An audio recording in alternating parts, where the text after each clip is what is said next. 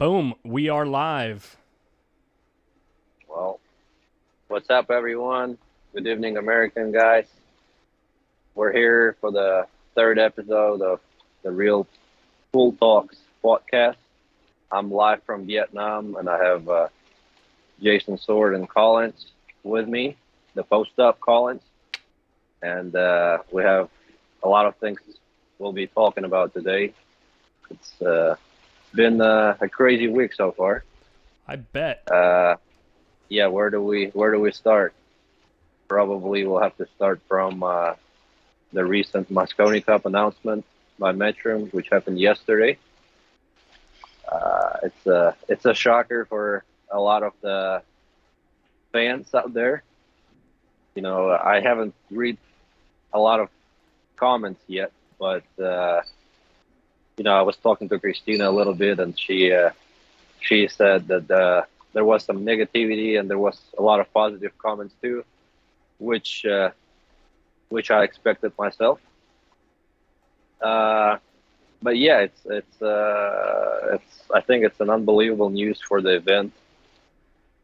It's going to be a lot more exciting to watch from the fans' perspective and for the viewer perspective. You know what wasn't a big surprise? You know what wasn't? No, How what? dang good you look in that jersey. That's what I'm talking about. Yeah, that's yeah, yeah. Dude, Yeah, and I gotta tell you, Feder, a lot more positivity than negativity for sure. I've been reading a lot of the posts, and a lot of the American fans are welcome you with open arms. Obviously, there's probably some salty Europeans out there because for the first time in a long time, they're not going to be huge favorites like they have been in the past, right? So, No, the and I mean, Americans, they're all welcoming you, man. I've seen it. A lot of if positivity. you if you if you look at the last 4 years, me trying to qualify to the European team and me thinking that I should be on the team and everybody else, including all the European fans, including all the American fans, thinking that I should be on the team regardless, and me not making it every time. I mean, it was a lot of nonsense with Mosconi Cup and year before. So I think it would be a great move moving forward, and I think it's fair for me to play for the United States in future events because that's where I'm based right now. That's where I live, and yeah, I feel like it's a fair move. yeah, the The chat's good news blowing up. is you got your hoodie on. So somebody already shipped you a USA hoodie, or did you take it with you, or what? No, that's my hoodie. I bought it like I don't know, a year ago. He's Yeah, just it's planning awesome. ahead. No, just kidding.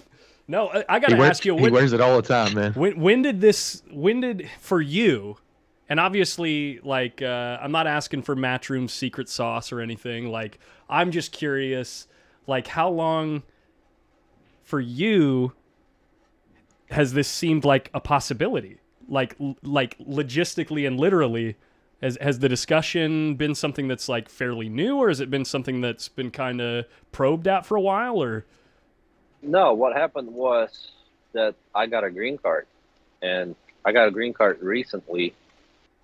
And without the green card, I mean, obviously, it wouldn't be possible for me to represent the United States legally on any terms. So as soon as I got a green card, uh, me and Metro were talking about it being a possibility, and that's how it came up. okay, so it's pretty recent then, because you got your green card Yeah, not like too long ago. yeah, like a few weeks ago. So that's really interesting. Are you what are your feelings as like personally as far as like playing on Team USA versus in the past you've played on Team Europe? Do you have any like Well, the personal? thing is, the pool is an individual sport, and I every time I play on any team event, it's it feels a little bit different. It feels weird because I represent myself, and I said it many times. Like I go to the World Championships or I go to any other tournament, everybody is trying to make me feel like I represent my country. I represent that. No, I actually represent myself. Everywhere I go, I represent myself. So representing United States in Mosconi Cup will be a lot different than Europe. And like I said, I think that's the fairest thing Sure. that I could have done. Yeah, I think I don't know. Ever since I first met you in person here in Sacramento, you very much seem to have in the amount of time that you've spent here, like absorbed a lot of our culture too, and it seems like it's already quite a bit a part of you. like like even in the the mannerisms that you use during your text messaging and stuff. It's I don't know, it's really cool I'm proud to have you represent my country. You know what I mean? I think that's, aside from the fact that you're the great player that you are, in my opinion, I think you're the right guy for the job. So I'm stoked. Yeah. Well, that'll be a lot better for the tournament too. It will be a lot more competitive, and honestly, I think that year will be the underdog this year. So we'll see how it goes. That's what I'm talking about. Europe will be the underdog this year. I like that. Only wish I could go and watch it live. If it was in Vegas this year, I'd be like planning the most ridiculous party. Oh, if it was in Vegas this year, they could charge triple for the tickets. Oh yeah, and it would still sell out. Yeah, for sure. Yeah, it will be funny because it will be a lot of European fans in Ali Pali in London. Oh, everybody, all the trash talking. Everybody will be, yeah. You know, Jason qualifies and he will. It will be a lot of trash talking for sure. What do you think that press conference is going to be like, Federer? Well, I mean, Jason will be trying to say that.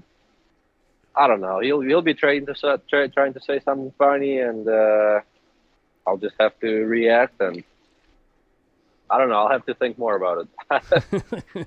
It's going to be wild for sure. It's going to be wild, yeah. We all thought that the Earl show was going to bring Mosconi flair back, but I definitely think this is throwing a curveball and makes everybody want to watch. And a ton of Americans are welcoming Federer everywhere you go, Collins. I've been saying it for the last year and a half that, you know, it used to be I would go to his matches and there were nobody watching but me. And now if you go to any arena, there's more American fans watching Federer than any other American. So, I mean, his fan base has grown. Everybody's welcomed him here. And, you know, I think everybody sees the hard work and the dedication and what he brings to the table. And I think everybody wants that back in American pool. So I think it's going to be great to see. It seems like I haven't been able to go live, you know, a week at a time without the discussion popping up, you know? What if this happened, you know? And like, here it is. It happened. So it's, I'm sure everyone's stoked. So, yeah. Yeah. The internet is blowing up, you know, my phone. Like I said, I haven't read a lot yet, but I didn't have any time, but I'm gonna sit tonight and scroll through my feed and read most of it. I'm curious how the fans reacted to well, that. I mean, you can't see the chat right now, I don't think, unless you pull it up on the side on YouTube, but they're blowing up right now. There's a ton of love in the chat for you right now. So yeah, we're glad to have you.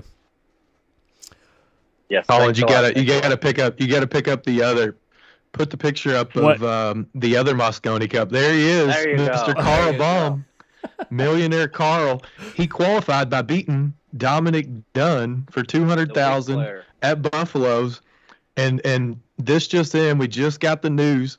For every one of Carl Baum's matches, they're bringing in a 7-footer, and somebody else gets to rack the balls for him. And you got to bet $200,000 on one rack. And this is Carl's caddy. A bar table and a bottle of champagne. Bottle of champagne and a bar table, and he's got to have somebody there to take all the bets for him too. Somebody's got to write them all down, make everybody post up. and then Shaw can carry his cues. Exactly. Because We got Shaw's Shaw on the team all too, decked out apparently. in his uniform for to carry the cue case. So that's Oh, that's yeah, great. pick number 4 and 4.5 right there, or 3 and 3.5. No. Yeah, that's a hell of a team there. You got SVB, Skyler, Federer, Carl Baum, and Shaw, the Eagle Eye. There you go. Are you still favored? Are you still favored, Federer? I USA think still going to be it's favored? It's an even matchup. We're gonna throw Carl under the bus, but Yeah. Oh, maybe Double J can play again. We can pay Carl not to come last minute. Say he's got the vid or something. That's pretty good. Yeah, the internet's blowing up, and some of the stuff that we've been talking about, Federer, with the WPA and all the kind of bad news for pool. I think that this is overtaking the good news in pool. Obviously, is kind of winning right now, and you're the story, and you're behind that. So, be proud of that for sure. yeah, well, It's it's been gonna a be crazy awesome. day yesterday for all the pool fans because it's been too many things happening at the same time. The So many Mosconi Cup things. announcement, the WPA thing.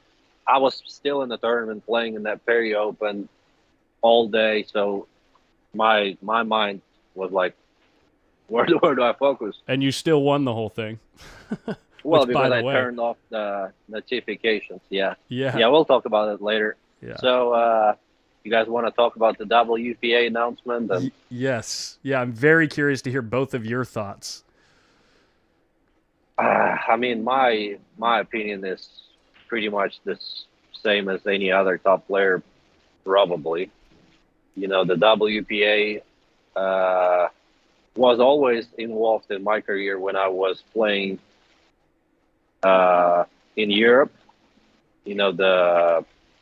The system they have, the qualification system, is where you have to play your national competitions, qualify to the European Championships, which is EPBF, and then you have to play Euro Tours and earn ranking points to qualify to World Championships and WPA tournaments such as China Open, Qatar, Kuwait Open, and whatever the sanction events they make. So yeah, I was always a part of that, but I was never a fan of what they did. I still haven't figured out what they are actually doing, other than sanctioning events and taking their fee. And, it's a non-profit company, which obviously is making money. So yeah, I mean, moving forward, my choice would be Matchroom for sure. And the last 2 years, I was actually trying to connect with WPA. I was trying to go to their events, but I haven't really got any replies. And I was trying to reach out to them even through Malina Mike on his podcast. And then Shane Tyree came to me a couple of times. We talked with him, but he represents BCA in WPA. Yeah.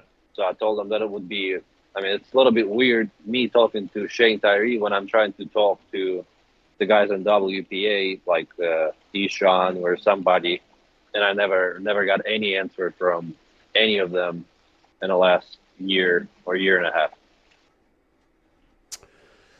It's tough, man. I mean, it's like it's really sad for the other players because I'm not as dependent on my federation or federations as other players, like Germans, Austrians, Dutch guys. They're getting support from the government, from their federation, for the trips that they take to the sanction events, and they're getting a salary. I'm pretty sure some of them are getting a salary from the government too. So it's really a tough decision here, whether you start to travel from your own pocket, going to Matchroom events and gamble, or you keep the salary and free roll on the sanction events, which will be a weaker field as well. Right. So this is the thing that happens, right? Is both of the fields, in theory, will thin out a bit. I would assume the WPA field.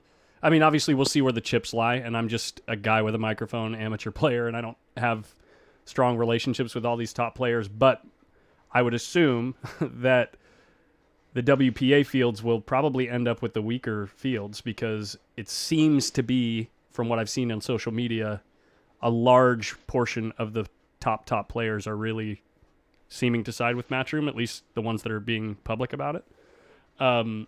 So, yeah, it'll be interesting to see how that, like, divvies up the money that is eligible to be earned from those different, you know, groups, I guess you would call it, right? Like the sanctioned events versus call them non-sanctioned events, right? So if you looked at the total, I think they covered it in the Dogging It podcast that I was listening to the other day, where they were saying how the WPA was kind of bragging more or less about the fact that they had $5 million of, or almost $5 million in potential prizes from this last calendar year or something like that. But then they pointed out the fact that included hayball, that included all the women's events, that included like all different disciplines, you know? And then when you compare that to what's happening in Matchroom with one specific discipline, Yeah. and you compare it apples to apples, Matchroom obviously has more stuff going on for just 9-ball than the WPA does for any one of their disciplines. So, Well, yeah, I mean that's complete nonsense that they're trying to promote that their total prize purse is $5 million, and you know, a third of it is Chinese 8-ball. David Morris was talking about it. David Morris from EPBF was talking about it on the podcast too. You know, I was listening. I was like, what is he talking about? it's because they had one event where the prize pool was over $1 million, right? They had one event where it was like 1.5 million. Discipline. It's like us including snooker. Yeah. You know, it's completely different discipline. Yeah, so if you're not getting support from a federation, it's simple, right? You choose the Matchroom side. Very You simple. saw With Matchroom is growing. You know, WPA is dying. It's obvious to everyone. Yeah. Yeah, and I think SVB came out and publicly said that he stands with Matchroom. Obviously, any Americans, because there's no federation in America. They're not getting a salary. They're not getting paid to go anywhere. So they're going to choose the Matchroom events. But it's going to be interesting to see. I mean, it's going to be interesting to see though, Feder, the Taiwanese, some of the guys that are top level that want to compete for the World 9-ball tour, and you know they want to play in the Hanoi Open, they want to play in the U.S. Open, they want to play in all the events that Matchroom is putting on. If there is an Efren Reyes Cup, and if there is like all these different things that are going on, who's going to choose to part with that salary that they're getting from their federation, or maybe pay for their own way? It's unfortunate that you put pool, which is not in the best place. Obviously, we all know it's getting better, but as far as making a living, if you're not a top 10, top 15 player, you're not making good money. And now you have to choose to potentially cut yourself out and lose even more money. And it applies even more pressure to you. So it's an interesting thing. And I've heard a lot of people kind of comparing it to PGA and you know, the live golf or live golf, whatever, and all that. But it's completely different. Those people were getting paid a big sum of money to go choose to play on another tour. It's not like that here. There's no salary. The craziest part about the whole statement that they made is their ruling on if you decide to come back and play only in sanctioned events. They said pay $500, which seems like completely insignificant to the second part of it. You can't compete for 6 months at all. Unless it's like at mom and pop, you know, like or pool room tournaments or whatever, you know what I mean? And then you have to pay the $500 fee or something. And a $500 fee, yeah. It's crazy. I mean, complete bullshit. Yeah, it's crazy. That's bullshit. And I was talking to the Asian players here. You know, it states that you have time until March of next year to choose whether you're going to stay with Matchroom or WPA. But what happens in national federations, they're taking action starting from this week from Hanoi Open. So they told all their players that if you go to Hanoi Open, you basically already made your choice. You can't go back and start playing with the sanction events, WPA events, because you'll be banned already. So you have people that are backing out last minute that maybe are already in Vietnam. Is that accurate? No, I don't think they are in Vietnam. I think they were in Qatar or Atlantic City for the U.S. Open, and they were told that they have to choose. And I've heard that Carlo Beato is one of them that won't be playing here. I know Duong Quoc Hoang, the best Vietnamese player, won't be playing in front of his home crowd, which is very unfortunate. I'm sure for all the Vietnamese people too. Filler isn't here, which is not a big surprise for me. I'm sure he's getting a very good support from his federation, and I don't blame him for. It's a really tough choice for him. That's probably the toughest choice for him because, he's a Matchroom star. He's in the middle of the attention of every Matchroom event. He goes deep everywhere, but at the same time, he's getting a support from the federation, and they were the part of building his career, and so it's a lot of pros and cons here. Yeah, it's really tough for Filler, right? Obviously he competes in every event and is a favorite to win almost any event he enters, and now he's got to pick to not go to Matchroom. That's a big haircut to him. Obviously he's weighing it out right now. He may have 6 months to make the choice, but it wouldn't surprise me to see Filler choose Matchroom at the end of the day. It's celebrity status versus sorry to cut in, but it's like with Matchroom, he's seriously he's like a celebrity in pool, right? Where in the WPA you go back to almost in those events it almost feels like Euro Tour vibes. Even at the World Championships and stuff, it's like, okay, well, this is a big tournament, but everyone has to search for where to watch it. Everyone has to try to, figure out where to see the bracket and get the live scores. You probably can't get live scores if you're not watching it live. You have to wait until the match is over to find out what the score was. Where with Matchroom, it's like everything, it's every moment you can follow your favorite player, So. I agree. WPA events is old school. They're still putting the one ball on the spot with the magic rack and think that it's great. That's one of the reasons I didn't go to China Open. I wanted to go at first because I was a little salty that they didn't contact me because I got a email saying that top 8 or 16 players from the WPA ranking to get a guaranteed spot in the stage 2 of China Open, and I was number 4 or 5 in the ranking. So I was thinking to go. Then I couldn't get an answer whether I qualify or not, or I can go, I get a spot or not. So then I saw that it's one on the spot, and I'm like, what?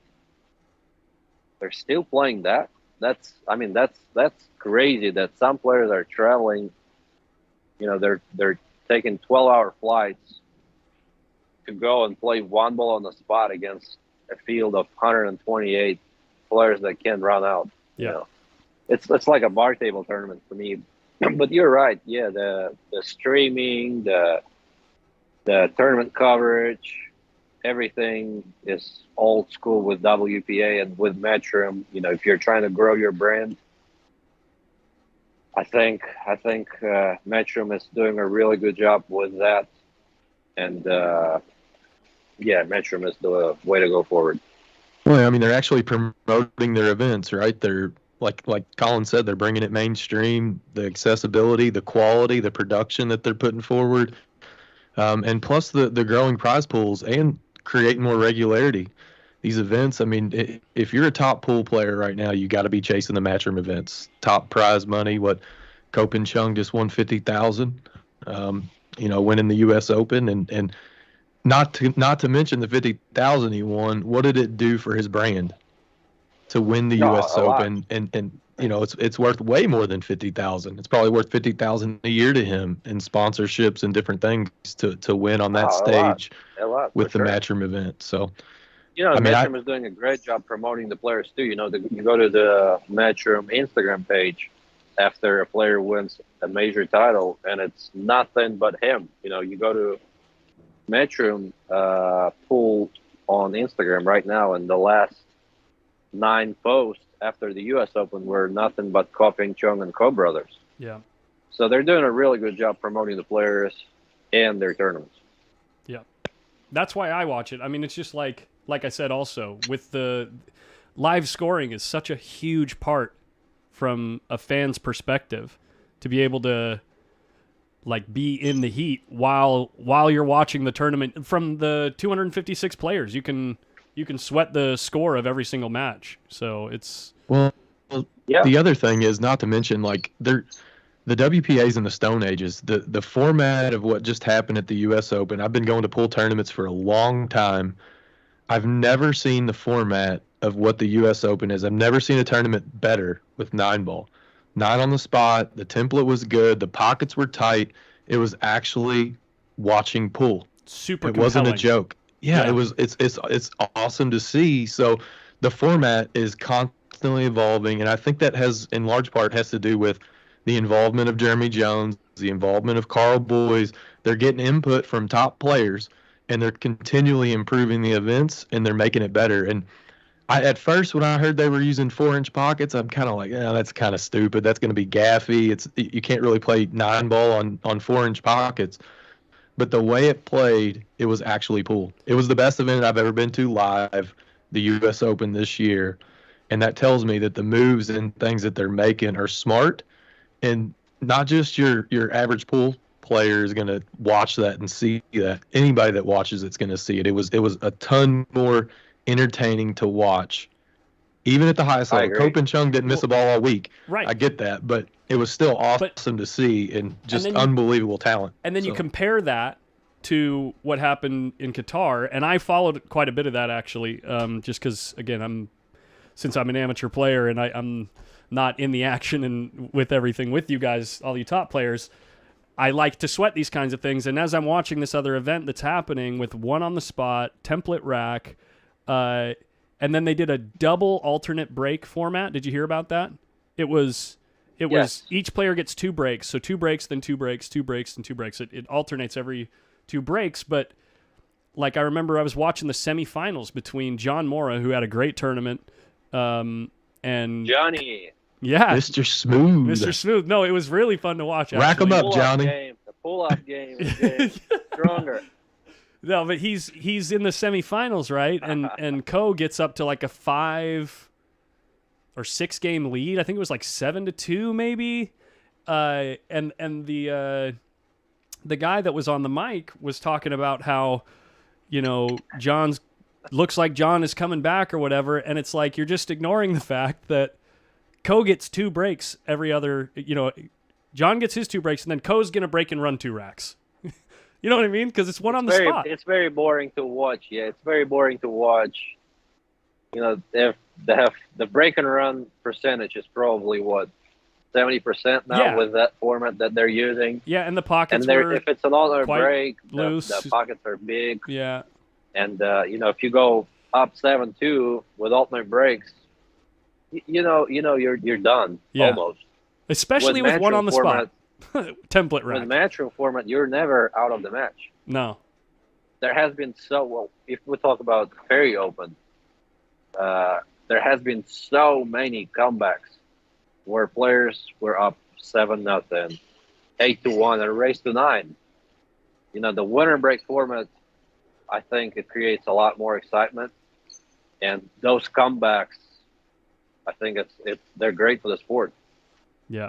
Yeah, there's nothing better than to watch a player get out to a big lead, 6-1 or something, and they're cruising and they miss, and now all of a sudden all the pressure's on the guy that's winning. Like it really does change the Yeah. way that players play, and a lot of times it's pressure that even top players can't come back from. Especially they with the just tight buckle pockets, to it. dude. Especially with Right. the tight pockets. The pressure becomes almost everything. Like once even if you're way out in a lead and you make, you get one little chink in your armor, and then the guy coming back does something really strong. If you make one more mistake, all of a sudden you're going to be playing mind games with yourself.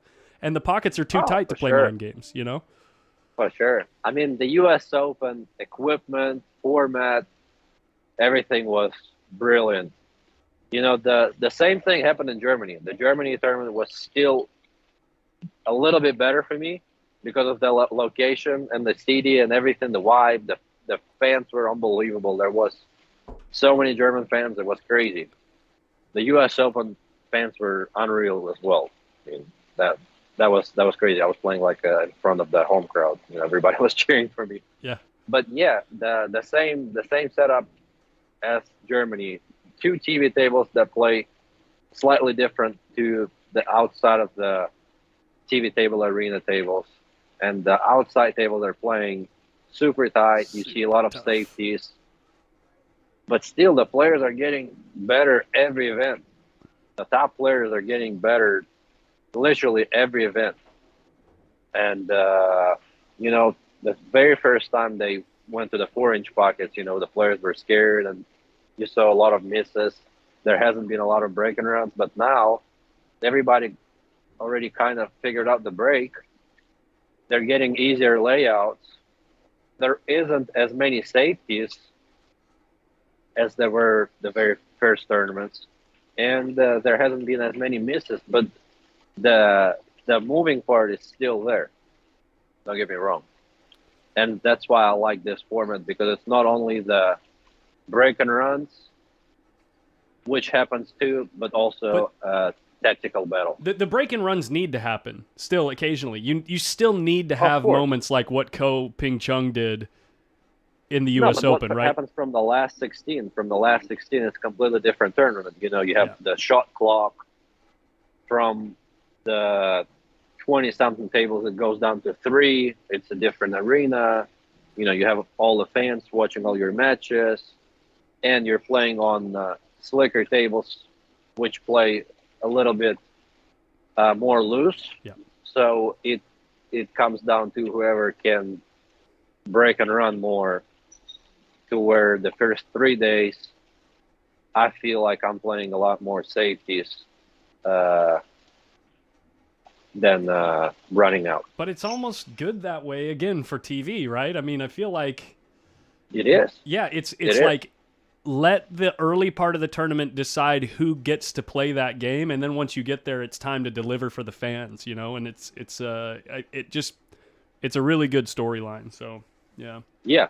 I mean, Matchroom is doing a great job with that. You know, they're trying to build consistency, even though some tournaments are still need improvement. Like this tournament here, Hanoi Open, we won't be playing on diamond tables, so it's not going to be the same tables as we were playing on at the U.S. Open. oh, It I will be didn't know the about that. rest on. What are they playing It will on? be the rest on Song. That's the same table Sharks in Philippines are using. I believe it's the same uh, side of the pocket. It's the same. I think it's 4 1/4 and won't be a 4-inch. Okay. But I'm not 100% sure because I haven't been to the venue. You know, they had a press conference yesterday in the morning, and I kindly asked if I can skip that because I had the match at 2 p.m. and I wanted to rest. And they allowed me not to go, which I'm very thankful. But I haven't practiced on the tables yet, so I don't want to lie. I've heard it's 4 1/4, which is a little bit sad for the top players, you know, because I think Yeah. that's what really separates the very top from the top players is the tighter equipment, and I won't be surprised with seeing more upsets in this tournament Sure. because of the equipment. But yeah, the what else? What else can I say? I mean, Metrum is doing a great job. There is a very few things that I would like to change. For example, from the last 16, when you're not playing on the on the main TV table, and you're playing on either table 1 or table 2, you have a person sitting with the clock, doing a shot clock, and the shot clock isn't visible for the players. So you need to be able to hear when the ref is saying 10 seconds, 5 seconds. which I think is not a great thing to have. I mean, it's fine, but I would rather see how much time I have left, and I think sometimes a ref can make a mistake too and rush the clock a little bit. I think it would be a lot easier when somebody will be sitting and just click and restarting the clock, kind of like Predator is doing on their TV table. There is a TV where you can see the time, how many seconds left, and there's a beeper, but I know it's gonna mess up with the sound of the main TV table, so we don't really need a beeper. It just has to be the time on that.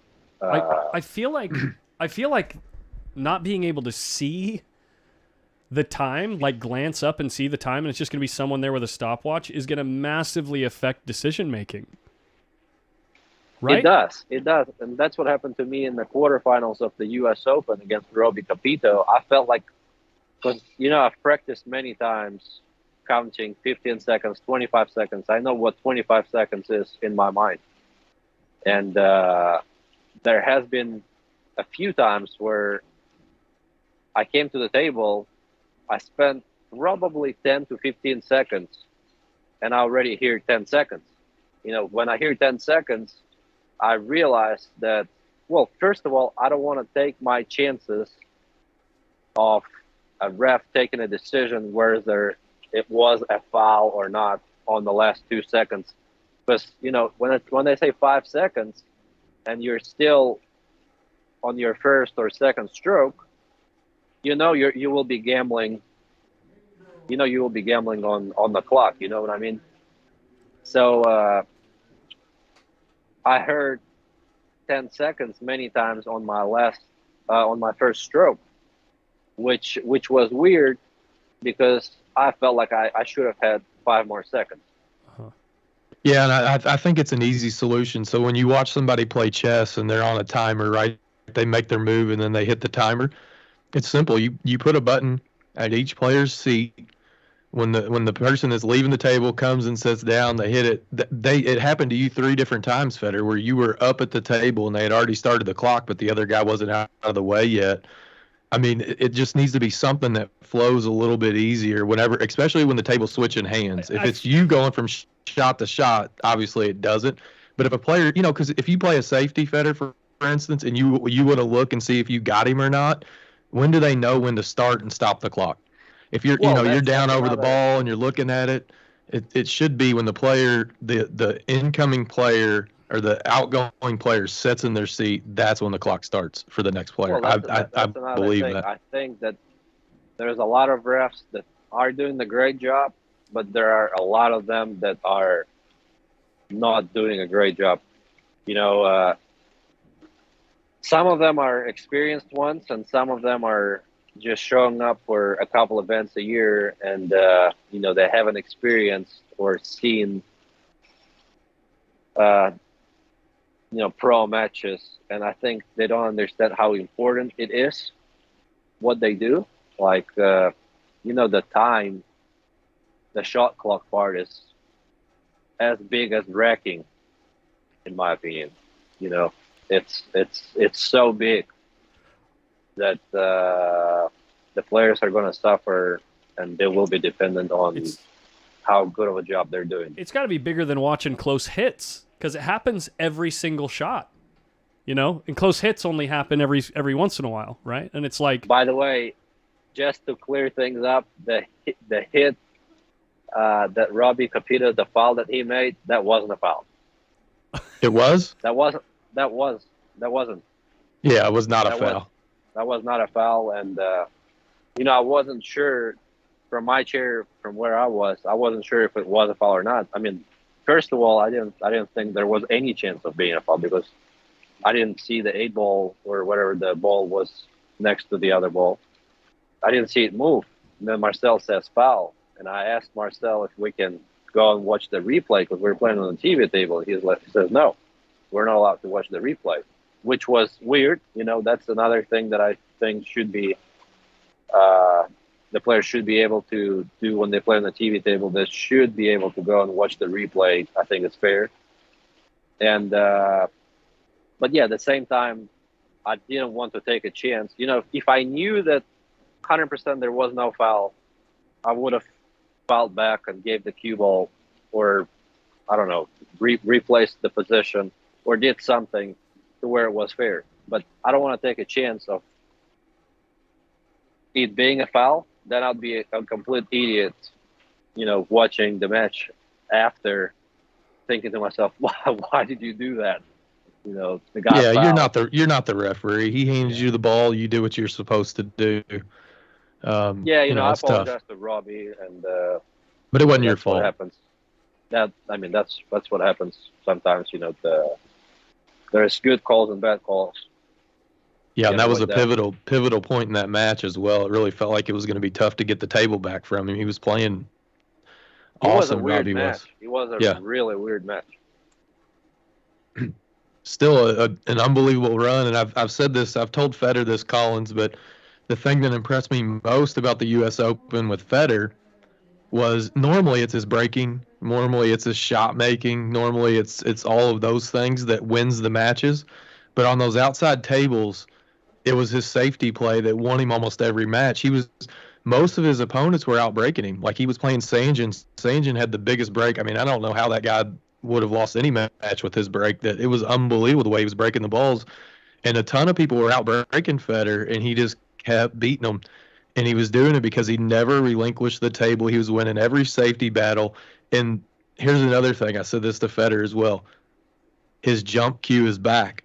Yeah. It kind of left him for 6 months. He was the best jumper in the world for a couple years, and over the last 6 to 8 months he's struggled a little bit, and now Did you see the it's jump back. I made last rec yesterday? I've seen just unbelievable. I feel like you're 18 again with the jump cue. It really is unbelievable to see. So now not only is his safety play incredibly strong, he's winning matches without outbreaking people, and he's very tough. He's very tough in the push-out situations if that jump cue is where it is right now.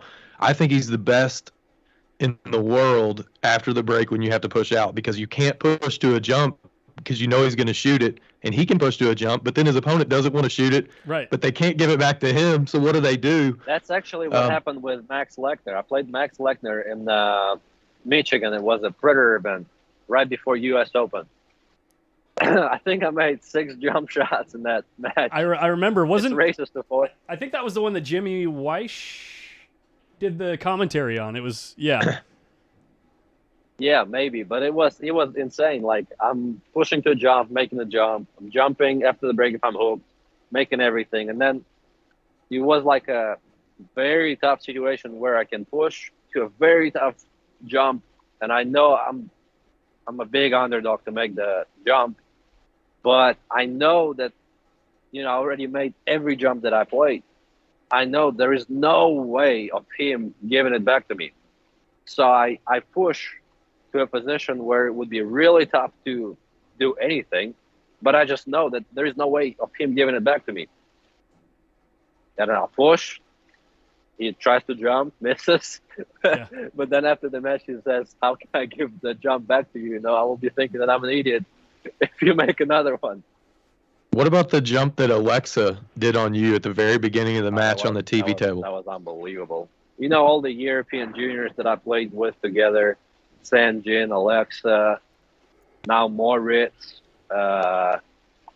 Pius, they're all so dangerous. You know, they all figure out the break, and they can put a big package on you. You know, they're very scary, especially when the pockets are a little bit bigger. They're very, very scary, and they can do everything. You know, they jump very well. They don't miss much. The safety part is where most Europeans struggle. You know, I feel like I've gained that part in the U.S. playing different type of games, one pocket especially. So yeah. I got to tell you though, I know a lot of people probably see that after this tournament, but that Alexa for me, out of all the juniors that you just named, Alexa to me is the one that I think is going to be special because I feel like he's got the ticker for it. He's Got the heart not. for sure. Yeah, he's got the heart. He's not going to roll over, and he fights, and he didn't dog it. I mean, even when he played you, I mean, he played a great match. I mean, I feel like that he fights, and he's not going to shy away from the bright light. So I think Alexa is going to be an up and comer that we're going to see a lot of over the next few years for sure. And Maurice agree, obviously I is a agree. great player. How, but how old is Alexa? Alexa is my age, I believe. Maybe a year older or younger. I'm not sure, but Okay. I think he's around 23. Same as Sanjin. Moritz is a little bit younger.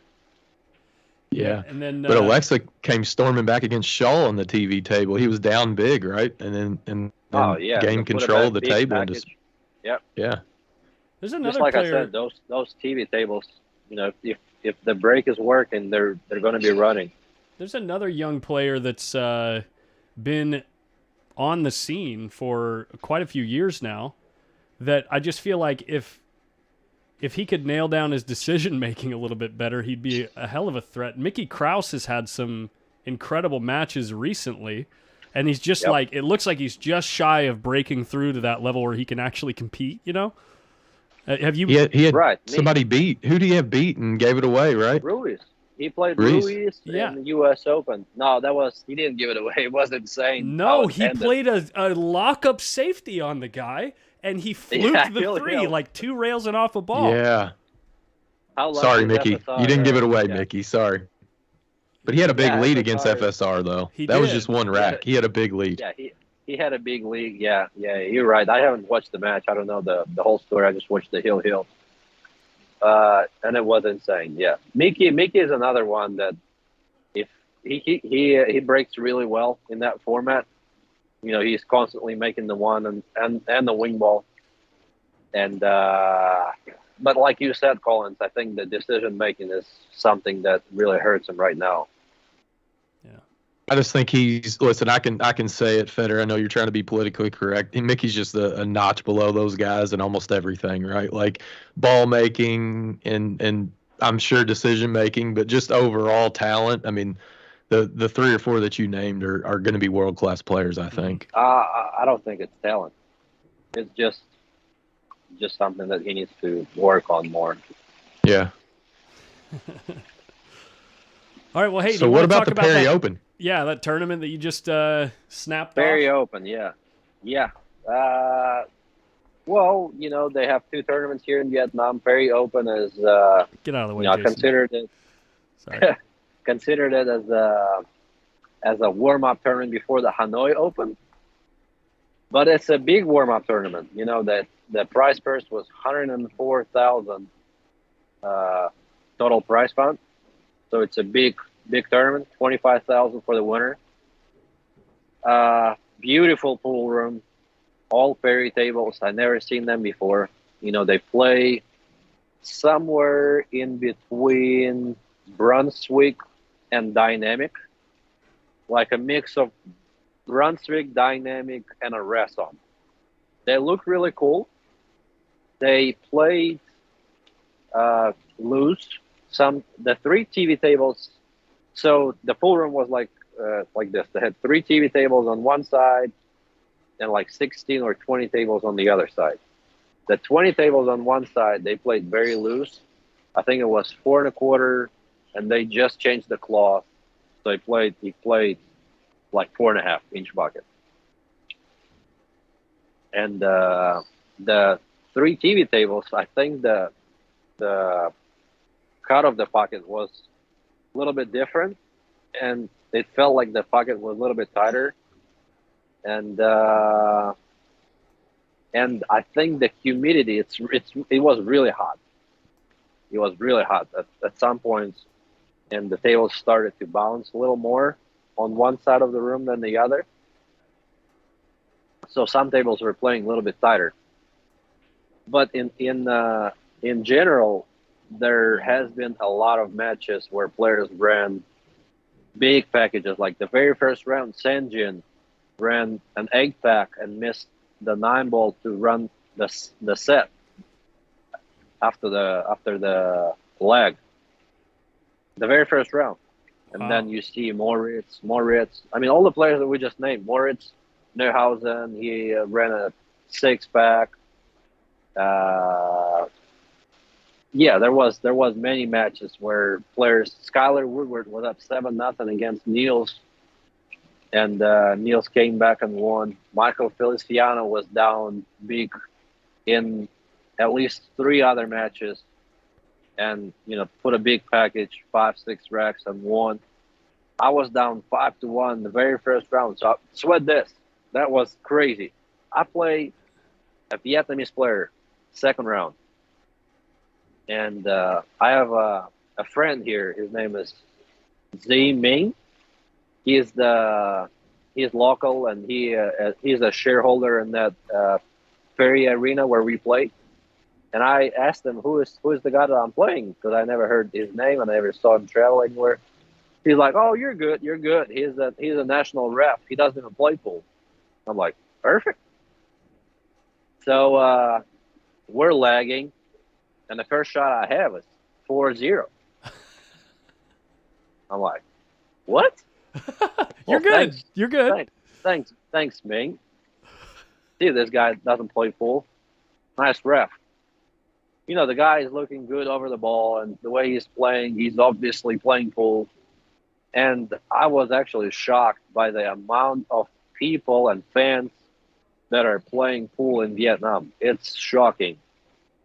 It is shocking. If you go and watch all the posts that I made on Facebook and see how many reactions I've had from the Vietnamese fans. I mean, we talked about it with you about the YouTube channel. I saw the stats that I have like 25 or 30% of my followings are coming from Vietnam, Yeah. but I didn't think of it. I think pool in Vietnam is bigger than the Philippines, honestly, and it's growing really quick. It's growing super fast. They have so many pool rooms here. I typed in billiard clubs on Google Maps yesterday, and there is probably 100 pool rooms around me. It's crazy. And every pool room, I went to three different pool rooms. It was not a rush hour. It was like noon. One time I went, it was like 11 a.m. and never packed and had a wait list at 11 a.m. Wow.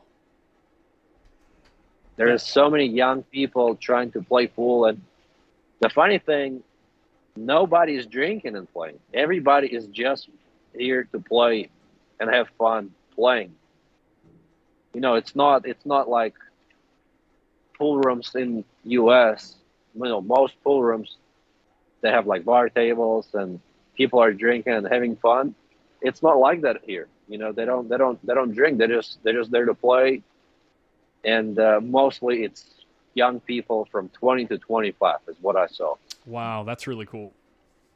That's like Yeah, really and cool. a lot of people recognize who I am, which is shocking as well. I came, the very first thing that happened, I flew to Vietnam from, so the flight that I had was to Qatar, from Qatar to Vietnam. So on my first plane to Qatar, half of the plane was just pool players, because some of the players went to that tournament in Doha and stayed there, and the rest of the players were flying from Doha to Vietnam to participate in the Perry Open. So when we landed in Vietnam, as soon as we got out of the airport, there was like 30 or 40 different fans surrounding all the players nearby the exit. They handed me the flowers, and there was cameras. Everybody's treating you like a star. That's what Matchroom is doing. I think you don't get that treatment in WPA tournaments, and yeah, it was a great feeling. I came to the hotel, and everybody in the front desk, they know who I am. The TV guys are waiting in front of my hotel. I don't even know how they knew where I'm staying, because I didn't tell anybody the name of my hotel. I didn't want to tell anybody where I'm staying. But I've had a guy with a camera already waiting for me when I arrived, and the concierge in the hotel, he showed me his phone. He subscribed on me on my YouTube channel. He said he's a big fan. And then I went to so I'm staying in a very good area here, and the building next to me is the Sofitel Hotel. It's like a very fancy hotel, and it has all the expensive shops like Louis Vuitton and stuff. And I went to the restaurant there, and the whole staff of the restaurant, first the front desk guy, he was running behind me like screaming, "Better!" They all call me Fedogo here. He's like screaming, trying to stop me, trying to get a picture. So I was like, wow, it's crazy that so many people know who I am. And I went to the restaurant the other day, the French restaurant, which is a little bit weird. I was trying to go to the Vietnamese and it was closed, so I went to a French restaurant. And the chef of that restaurant came out and said, "I know who you are. I'm following Pool. You don't have to order. I'm going to make you a special meal." So that was insane. Was What it did you get good? for Oscar? Was it good? It was really good. I was alone that time. Oh, I was okay. alone that time. I was going to The other say, you time I probably went made was Oscar a chimichanga. No, I mean all the players are signing autographs and everybody's is taking pictures. You know, the fans are incredible here. That's The awesome. people are welcoming everybody, and you know it's been the best trip of the last year, 2 years for me for sure. You know, the food, the people, the tournament. You know, I won the tournament. That's a great bonus too, obviously. But yeah, it's been amazing. Well, I'll tell you what, you're probably not going to be able to go back to the Philippines after this Perry Open because you killed a bunch of them in here. And if you look at the screen here, it was unbelievable. Let's see, you went through Dennis Orcolo, right? Well, And then let's you start beat with bad. last 64. Raga. Last 64, I played Matt Edwards from New Zealand. I beat him 9-3, and then I played the local player here, which I never heard of before. That was kind of weird because we played on the TV table, and every time in the beginning it was close. You know, I was making mistakes, and he had opportunities, but every time he was at the table, he was either nervous or it's his like bad habit.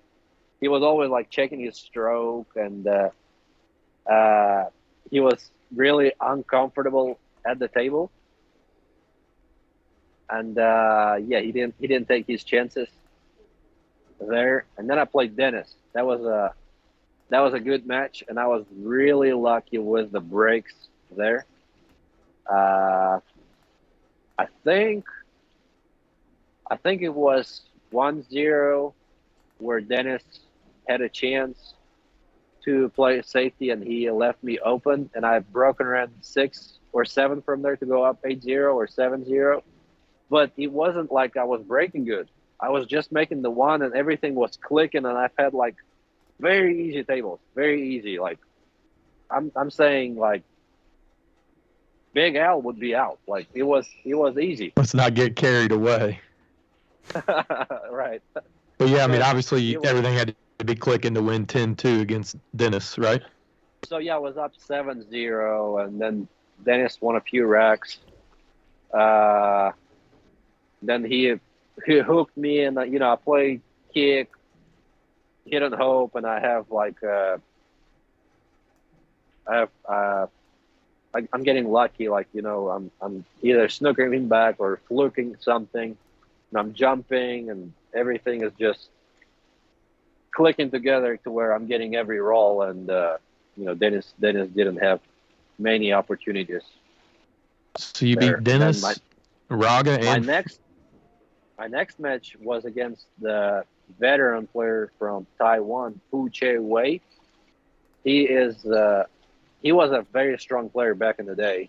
I believe he won the world championships before, and won many titles.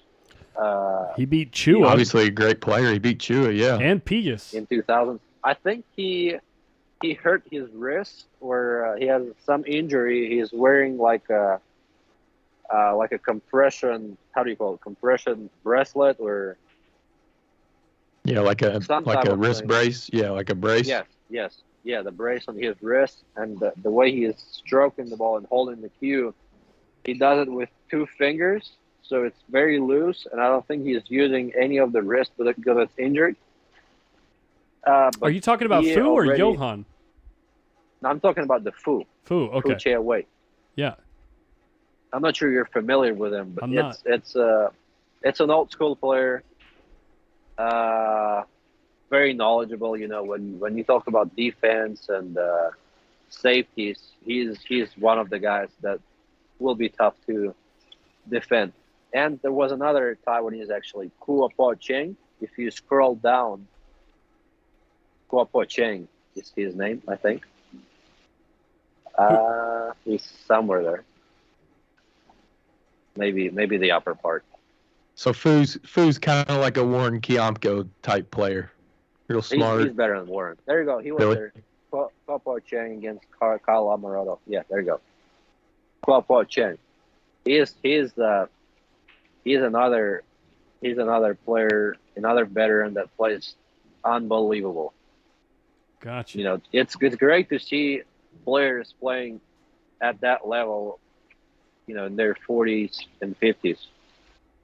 You know, they aren't far. Kiamko's been that guy, the guy that's been traveling to the U.S. for tournaments anyway. Kiamko's always been the guy that, Right, even regardless of his Right. age, he's liable to go off and beat anybody. right. Yeah.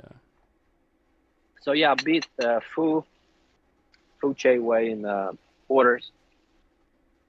And then I played Anton Raga yesterday in the semifinals. And I've had a lead from the beginning of the match, and kind of was fortunate because every time he was trying to come back, he either scratched on the break, you know, got unfortunate keys, or or made a mistake. He's a very dangerous player, and he's had a successful couple of months. You know, he finished second in the China Open, I believe. My memory is not very well right now, but I believe he had a good finish prior to that, and after that, he didn't have a great U.S. Open. You know, he lost early, but another good tournament for him. You know, third place is not bad at all. You know, great player And, there, and then you took down Feliciano, huh? Yeah, I played Michael Feliciano in the finals. Yeah, tell me Honestly, about. I expected Michael to lose to Dodong, and he was down big. I think it was 7-1 or 8-1. Dodong was up in the semifinals. And I was watching briefly. I saw that, you know, Dodong is like breaking and running everything. He was breaking really good. And then I saw him make a mistake. And then the next 40 minutes, there was nothing but Feliciano at the table. And I think Michael won like 10 straight games or 9 straight games. Wins 11-8. So Michael- tell me about yeah. Feliciano, because the only thing, again, as an American amateur player and not knowing some of these guys that don't travel as much as the other guys. So, yeah. he Yeah, just they- won the Sharks thing, right? No, he didn't. He lost in the finals as well. He lost Okay. to Kuo Ping Chung. Kuo Ping Chung is having a great year, by the way. He won the Philippines. He won the U.S. Open. He's had back-to-back finals just like I did. You Right. know, he won the U.S. Open and lost in the finals of Qatar. I lost in the finals of the U.S. Open and won in the finals here. Yeah. So we had back-to-back finals with Ko. But yeah, Ko is having a great year. He beat Michael Feliciano in Sharks tournament in Philippines back in July. That was a ranking event too. He won the 30,000 there. And Michael Feliciano is one of the top players from Philippines that doesn't travel as much. Just same as just to name the guy that I played, Basset Mokaibat, Kyle Amaroto. They start traveling more in Asian tournaments. They haven't been to US yet, but I believe they're just slightly below that level of Raga, and I believe he's quite the same level as Chua, I would say. Very dangerous player, very natural. The talent level and fluency. The feel. He's got The- very good the feel for the game. Yeah, it's Yeah. unreal. The touch and everything he does is insane and great to see. So yeah, I mean, another great tournament for Michael Feliciano. Another final for him. I believe he only played 2 ranking events this year. They made it to Sharks the finals of and both. this, and yeah, made it to the finals of both, That's pretty strong. which is crazy. Yeah, And they were both ranking tournaments that essentially almost everybody went to, right? yeah. Yeah. Both stacked fields. You go to the tournament in Philippines, it's not going to be an easy field. You have local players. Have local players that can run 3-4 racks, and it was a race to 7 in prelim rounds. So it was extra tough. That's crazy. Yeah. Wow. What are you sipping on over there? What are you sipping on, Feder? We Earl got to Grey. know. Earl Grey? I'm in a breakfast area here in my hotel. I'm actually checking out in a couple of hours. I have my match at 12:30 in Hanoi Open already today. Yeah. What? That's kind in of brutal schedule. that's in 3 hours. 3.5 hours. 3.5 It's 9 hours. a.m. for me right now. I woke up at 7 o'clock. A little bit overslept, but yeah, woke up just to do the podcast with you guys. We thought we were going to have to do it without you, Feder. Well, it almost happened. It was close. So talk to us a little bit about the Hanoi Open. We see that the bracket is out there on And Matchroom. the funny thing about the people and everything. Yesterday, was it yesterday? Yes, it was yesterday. After the semifinal with Raga, no, actually, it was it? It was after the match with Dennis. Last 16. I went, so I fed like 4 or 5 hours before my match with Fu. And I decided, I wanted to buy that triangle hat that they wear in Vietnam here. I really wanted to find one, and I was walking around my hotel the other day, and I saw the market district not too far from my hotel, and I was thinking, that's probably the place where I can find that hat. And also, they had a marathon going on the weekend here, so they were closing the roads around the lake, and the lake is like a big thing here. It's like a big sightseeing part of the city. I'm staying in the city center here, and the lake is like in the very center that has like they call it turtle tower that's in the middle, and has turtles. I guess I didn't see them, but it looked really pretty. So I decided to go there, and it was a lot of people. All the families came there. A lot of people filming, and plus you have the marathon. All the people are finishing marathon. It's kind of brutal. It's so hot here, and the humid level is outrageous, and you have people running the marathon. I know they're probably used to the humidity and weather, but I saw a lot of people, internationals coming here to do the marathon, so I'm sure it's brutal for them. So long story short, first thing that was impressive for me, there was at least 20 different stores with just nothing but books, and there was at least 20 people in each store waiting to buy books. In Russia, and I'm pretty sure in US as well, the actual books are already dying. You know, everything is ebooks. Everybody's reading on their phones or, you know, watching or listening. Nobody's reading actual books. But here, it was insane. The amount of people, there was thousands of people trying to buy books. And then the other side of the lake, there was, you know, all the vendors with food, local gift shops. It was really cool. So I found one gift shop. I bought that hat.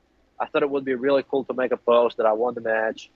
You know, it would be a good content. I made the post, made a selfie with that hat, and I'm going to a sushi restaurant. I'm very picky with food, so yeah, I always try to find sushi restaurant because that's what I like the most. In Asian countries, they have an unbelievable sushi here. Uh, so I'm walking towards the restaurant, and I see a little kid. He's trying to talk to me. He's like probably 5 year old Vietnamese, cute little looking kid, and he is asking me if I can talk with him for 5 minutes and speak English with him because that's his homework. He needs to find a person in the tourist area that can speak English with him for It's his 5 minutes. school You know, homework. he was asked, yes, and he was asking me, you know, his mom was waiting for him on the bench. It was really cute. You know, he was asking me all kinds of questions, you know, how many members in my family and Right. where am I from, what am I doing here, and how do I like his country, how can I describe him, and then he was trying to describe me. That was really cute. And then I had a hat and I gifted it to him. I said, "There you go. I don't need the hat." And he was super happy. You know, the mom was happy, and we took a picture with the kid. It was a funny moment. That is really funny. Like the one guy that you've talked to that doesn't know who you are, and you're just happenstance the guy that's walking by asking to do a homework assignment. That's really cool. Yeah, that was really cute. You know, the kid was so happy that he did his homework. That's awesome. And there was a lot of people that I took pictures with just walking around the lake. By the way, it's beautiful. If you're ever in Hanoi, that's definitely the place that you want to visit during the weekend because they close the roads and they make the roads walking roads. So it's nothing but people just walking and having fun there. It's great. Yeah. But yeah, back to Yeah. Hanoi Open. So the first thing that came up when Jay Diddy and I started talking about this bracket here is noticing that they haven't drawn in the people who qualified and all the top seeded players. This is what Jason brought up. Jason, all the top seeded players are playing a qualifier, but it's kind of Yes. like usually you'd think that would be an advantage, but this might be an interesting situation where they're drawing in like really strong players. Right. So let me clear things up. Yes, that's what I thought yesterday as well, and I was thinking like Metron probably didn't think about it much, but yeah, like you said, qualifiers. They held the qualification tournament for the Hanoi Open prior, the Perry Open in the same Perry Arena, and most players that qualified were Filipinos and Taiwanese players that came here and didn't get a chance to sign up for Hanoi Open previously, and they had to play the qualification tournament and qualify. So there was at least 8 players, maybe 10, very strong ones that qualified through the qualification rounds. But I think what happened was due to the WPA statement regarding the bans, there has been a lot of players, maybe not a lot, but there has been players dropping out last minute from the event, and they couldn't fill up the spot for the event. And that's not the actual qualifiers that played the qualification tournament. I think the qualifiers that qualified are already in the draw and they aren't announced as the qualifiers. So there might be buys. I messaged Brandon Moore yesterday and asked him, and he told me that there is a chance that would be a buy and he said that if they fill out those qualifiers, that would be a local player. So, Well, Man, you're Federer, how one of good them. are you running right now? You're and, running like and God right now. look at that. We haven't talked about this. I will be representing the United States in all of the Matchroom events going forward. So Hanoi Open would be the first one where I won't be playing under the white flag anymore, and I'll be Look at the flag. representing USA. No more A and A. Nope. No The more red, A&A. white, and blue, baby. Zoom in on that. Look at that. That is pretty. That is beautiful. Cool. Mr. But Memphis, Indiana, right there on your screen, ladies and gentlemen. Memphis, Indiana representative in Vietnam. There he goes. Small town of 800 people. Only can eat at Arby's. Federer Gorst. But yeah, let's talk about the bracket, and let's make our predictions and see. So who was more correct about the U.S. Open when you guys did your podcast? Do you recall? So we did two podcasts. We did one before the U.S. Open, just kind of like we do right now. We were picking favorites to go through stage one and make it to the last 64. And then we made another podcast when there was a draw for last 64. And we kind of made our picks to go to win the tournament. And I think we can do the same here. You don't recall who was more accurate? I think both of us were pretty accurate with our calls, especially on stage one. Stage two, we had Chen Junlin going further from the bracket, I believe, and then he lost to Victor. But both of us called that he would beat SVB.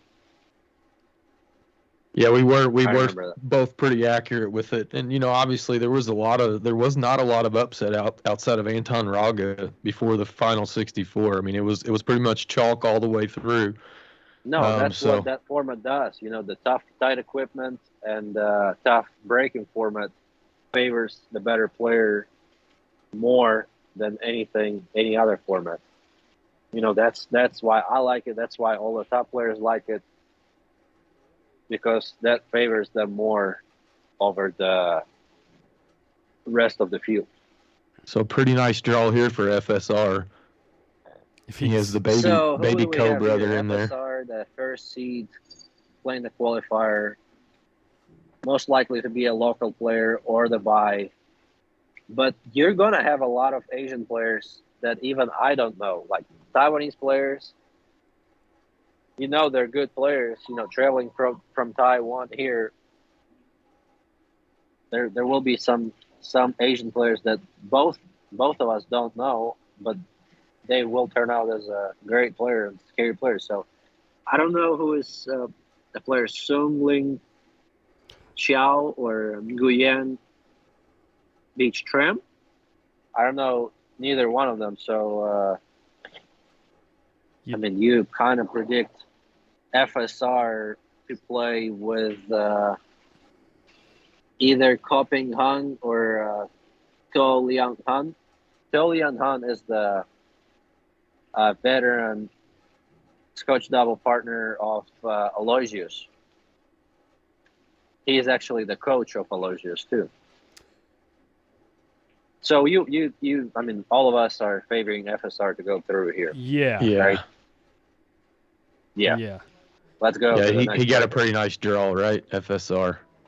Well, that's what you get for being a seeded player. Number one seed, most of the time will have a favorable draw. And then next you got Raga and Thorpe versus Vietnam. Raga, and then I see that name Nguyen Tuan Minh, that's the guy that I played in the last 32 round of Perry Open. Billy Thorpe, and I don't know the rest of the guys. So, I mean, based on this, I would say that Anton is going to be playing Billy in the winter qualification round. And I favored Anton to go through. But I don't know. Remember, you said that the equipment's a little bit looser too. So, well, yeah, like I said, there will be. I don't know if it is looser or not. That's what I've heard. okay. I will be able to say more today once I see the table and play a little. But yeah, and I think loose equipment really helps Anton Raga, honestly, because he jumps up. That's what I was going to say about Raga, but then Billy might be more Yeah. likely to be upset earlier if he comes up against a strong player on looser equipment. Yeah, Billy I can beat think anybody on Anton- loose Anton- equipment, but Anton's a beast, man. On loose equipment, Anton is really tough to beat. He's liable to never miss a ball. Yeah. Right. He's unbelievable talent. Yeah. Ball making Unbelievable. machine is Anton Raga, and the tactical side not so much. But if it's a run out game, he isn't going to miss Don't very many. underestimate his tactical. He is very, very strong with safety play. Very strong. Yeah. Actually, he offered me the game to play push out after the break. I Oh, don't know he's got how- it. Yeah, Where's he got want to? it, got it. Where's he want to play that at?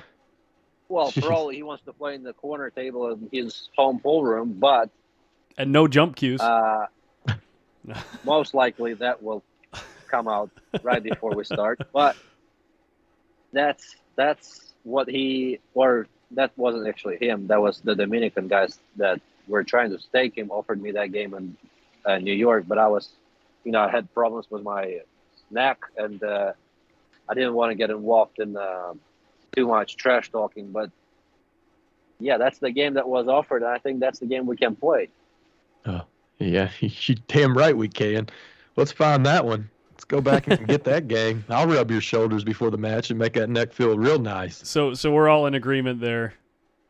Mr. Raga. Yeah. Raga's supposed to take that one. This next one's tough Yeah. right here. You got Nyoki and Johan Chua. Naoki and Chua are the seeded players here. You can see that Chua's match is scheduled to be on the TV table, which will be on YouTube at 2 o'clock. You got the veteran Taiwanese, though. Feng Wei Feng Wei. Chang. I'm not sure if that's the veteran. I'm not familiar with that name, but I won't be surprised if that's a good player. So yeah, I mean, it's Chua versus Oi, winter qualification round. I like Oi just because even though watching him out of the U.S. Open, he was obviously struggling a little bit with the tight equipment, but he still fought through it and made a pretty deep run considering. So I think I don't know. I think he's due. I'm for a going good with one. Chua. I think it's a pick. I mean, that's a coin flip matchup. Maybe on paper, Chua is a slight favorite, but I'd say it's like a 57 to 43% matchup here. I mean, I'm gonna go with Chua as well, but I mean, I I'll won't be see you guys surprised in a if- couple days. Honestly, Yeah. he's going to beat us on all these. You know it, right? He's sitting over there. He's like, I don't know these guys. I'm picking Nyoki Oi. I like the name. He's funny. yeah, he is I got funny. him on my my live stream. When someone subscribes, he pops up there and he starts dancing around. He's entertaining. I don't know how he makes a He- ball, though. He, jumps out of his shoes every shot. I know he does. Talking about I love jumping up, watching watch it. Anton Raga. He Yeah, makes Raga the does as noises well. too. He jumps up and makes the noise like wee. He does body movement and changes the spin. So, for example, he would aim with center ball and then twist his arm and shoot with maximum outside. That's sick. That's a low deflection shaft right there, buddy, with a perfect bridge length. That's what that is. No, that's called 100% feel Feel. of a Filipino. That's what it is. Doesn't matter what shaft or the cue he's using. Let's see what we got here. Elliot Sanderson, Matt Oh, Edwards. that's a tough. Kuopo Cheng. That's the player that I was talking about earlier. That's a tough bracket here. And Alexa. Alexa, Matt Edwards, Elliot, Kuopo Cheng. Kuopo Cheng and Elliot Sanderson. That's a tough matchup for Elliot for round one. Kuopo Cheng would be the favorite in that, in my opinion. And then probably Matt Edwards will be playing.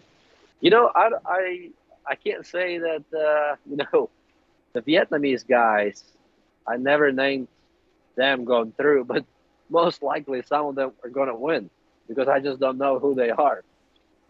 And they're probably comfortable with the equipment as well, are. right? Like, Yeah, Those and the tables are- humidity their and home the country conditions. and Yeah. right. I don't know how hot it is in the room. If it's going to be hot and humid, it will be bouncy. Those restaurant tables will be bouncy in no time. plus they probably know the food trucks to avoid out by the lake. Matt Edwards is over there probably trying to get some funny stuff at the food vendors.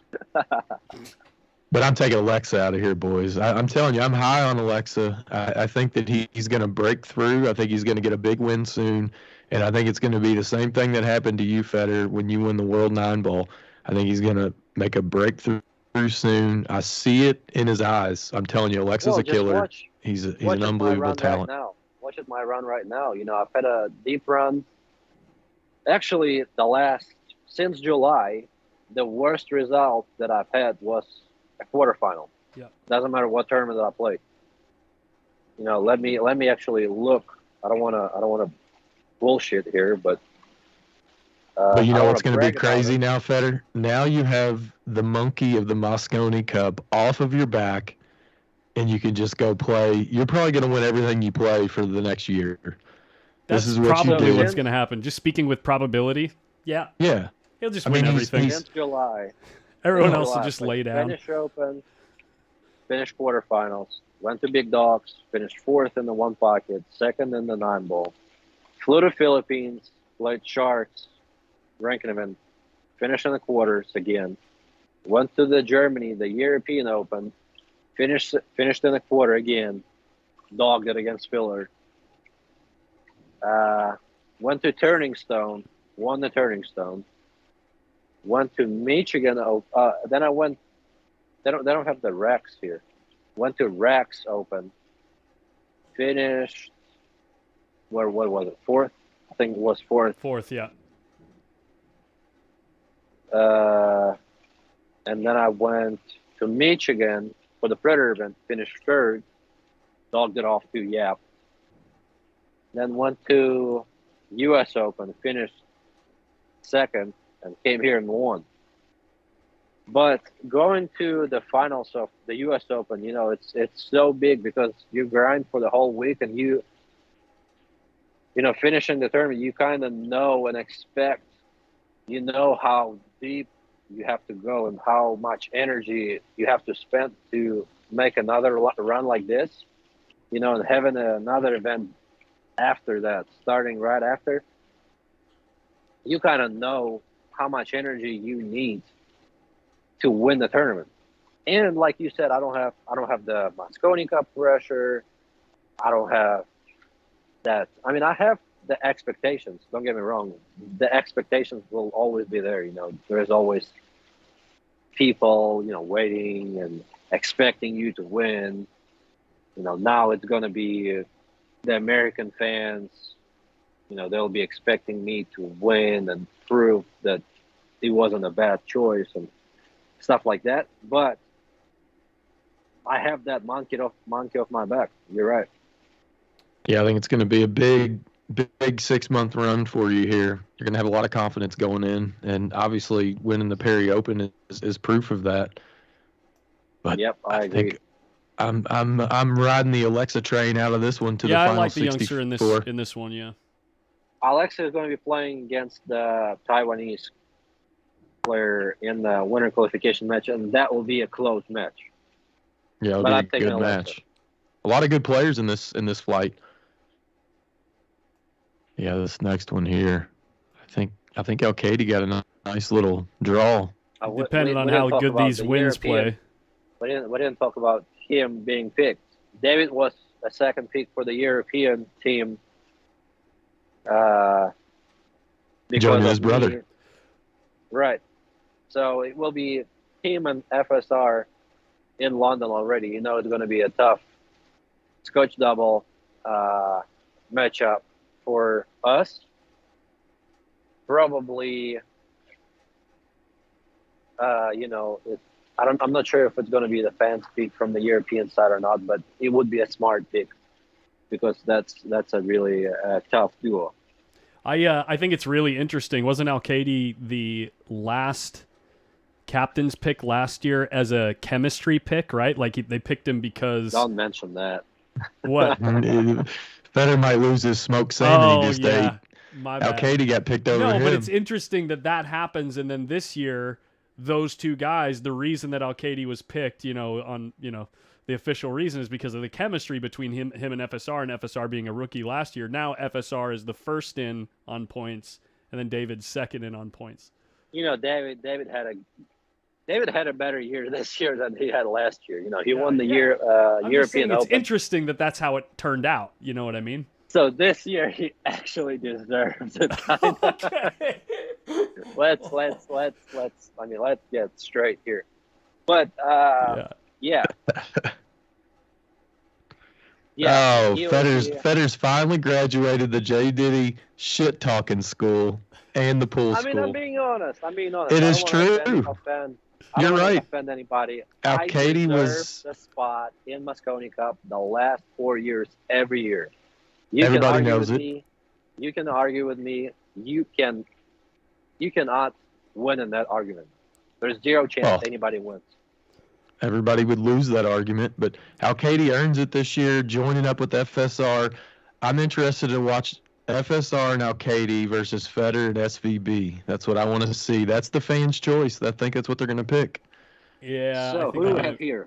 Al-Kaidi got a nice little draw, I think. Not really. That Jeffrey Roda is another scary player from the Philippines. He finished in the last 16, I think, or he was one of the players that had Feliciano beat big, like very big. He was up. I was playing Dennis. That was the last 16. I think he was up 6-0 on Feliciano, 8-1, and Feliciano came back and won. But that Jeffrey had a really, really strong run at the Perry Open. That's the first time I saw his name, and I won't be surprised if he beats David. I think it's a big matchup with him and David. Well, I'm rooting for him so David loses all confidence before the Cup. The bottom of that flight, we have Nguyen Antoine and another Vietnamese player. They're playing on the mainstream table at 12:30. So I guess one of them is a top player. It must be this. It must be Antoine. Antoine. Yeah, because of his position in the bracket. I've heard his name before. For sure, I will recognize his face, but I'm very bad with names. So I predict I'll have a wild pick here. I predict Jeffrey Roda beating Nguyen Antoine in the winter qualification round here. I'm taking the Vietnamese, Antoine. I got nothing, boys. I got nothing. I have no idea. I'm taking the humidity winning here. Yeah. I would probably go with the homeboy. All right. The Vietnamese.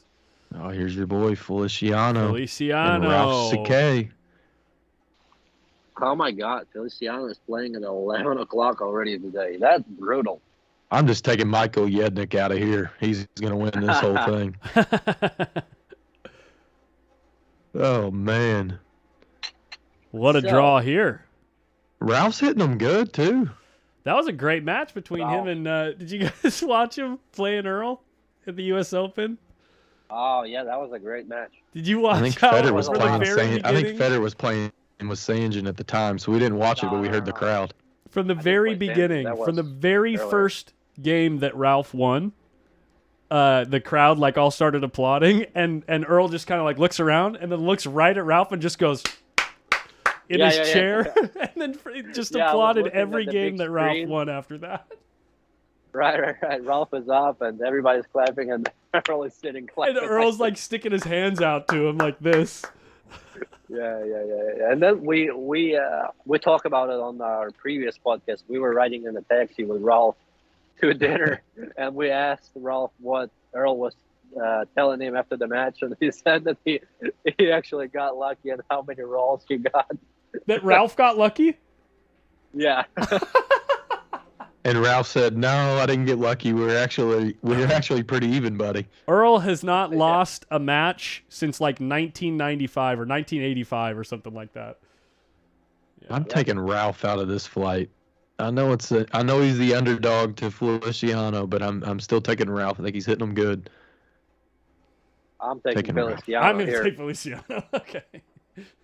I gotta let you guys win one of these Yeah, fights, let us win so I'll one. go with Ralph. Oh, thank you so much. Thank you. I just like the veteran German. I've just always liked the way You that, gotta that give Ralph you gotta plays. give him credit. He's a class act. He's Oh, a yeah. big influencer for the game. Now we got Toasty. Another Thorsten. veteran German here. Yeah, another class act. Torsten playing against. That's actually the name that I know. I saw that name earlier. Ronnie Alderweek. I believe that's the Norwegian player that has been playing a long time ago on the Euro Tour scene, and he was a top player. I may be wrong. I haven't seen him in a while. Maybe And we he's have just been Omar locked up in his Alston. basement for a few years, hitting balls. Yeah, I mean, you know, a lot of Europeans they play on the Euro Tour scene, they do good, but then once they realize that it's really tough to make it financially, they find a job or start doing something else. And I think, I mean, I'm not sure. I don't want to make it up, but I think he was one of them. Give me Torsten. I'm taking him all the way out of this one. I'm gonna Torsten's take, playing good right now. I'm gonna take Omar just because he was there helping me fight off that guy with the knife, saving me and Oscar. Oh man, So just because I of like that one Omar's moment, one of my favorite pool players, man. He's such a nice dude. I've never seen Omar not happy. he's such a cool good guy. dude. Yeah. Omar is always happy, always has a smile on his face. You know, both of them, Torsten and Omar, are really good guys. And I mean, it's if they play each other, we're not going to be rooting for anybody there. But probably I'm going to take Torsten just because of his recent results and the way he's been playing in the last tournaments. Yeah. But it's going to be a very close match with you and Omar. No, I know that Omar playing hasn't had very consistent results actually this entire year, right? Like he hasn't had any real significant results this year, but like I said, hasn't he been looked playing pretty much, quick on I his think. feet against He that. played. I saw him in Germany. He played the European Open. He played in the U.S. Open. Yeah, he played there. Yeah. But I haven't seen him anywhere else. Honestly, Thorsten has been traveling everywhere. Okay. Well, maybe he's been competing enough in the last 3 weeks. Now he's got his stroke back. That's what I'm hoping for. My boy Omar. Omar. I feel like that every Vietnamese name is the same. I feel like we've Yes, seen. Nguyen Tuan An. Didn't we just read it I mean, is this a minute ago? dude playing in Where 4 was- spots, or are they just messing with us here? The guy that was Nguyen An Tuan. Two. So one has a few accents above their name where to go, and then the What other the one hell? is right here. This one's just clean, no Yeah, accents. that's what I was gonna say. That's the. This sounds is the same, ranked right? one. But this is interesting. You got Kachi coming back.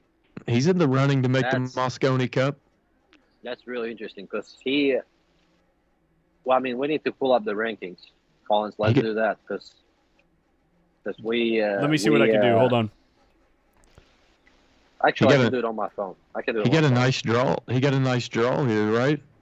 I mean, Kachi is still a seeded player because he's still up there in the rankings. And Kachi was playing really good after before his injury. He won the UK Open, won the World 10 Ball Championships. Probably was the best player on the tour. And the unfortunate car accident that happened to him, threw him off the rankings for a while. But I'm surprised he's back that quick. All right, Yeah, hold so on, he's- guys. I got it right here. He's trailing Shaw by just $2,000. So Shaw's at 39,750 and Kachi's at 37,500. So if I'm not sure what, I think final 16. Wait a second. If he got final Yeah. 16 and Shaw only made it to the final No, go 32, back, I think he go would back. pass him up. Yeah, if you look here, Shaw's. Oh, there's Shaw. Okay. Yeah, Shaw is currently. So after the Hanoi Open, Matchroom is going to be announcing the third pick for Mosconi Cup teams. The last spot that you can earn on the ranking, and there is a lot of Europeans that can qualify. Yeah. Jason, Mario, Kachi is one of them. Moritz is at like 33,000. Trying Moritz to is see. there. Integrity sheet. What is this? I'm never sure. mind. I'm sure Alexa is there Alexa's too, there as well. Yeah. because he had a big run at the U.S. Open. Somebody like Zielinski, I'm sure if he goes deep enough, he can still make it. But it would be really interesting to see the way Yeah. Kachi is playing. Let's go back to the bracket call. Yeah. Yeah.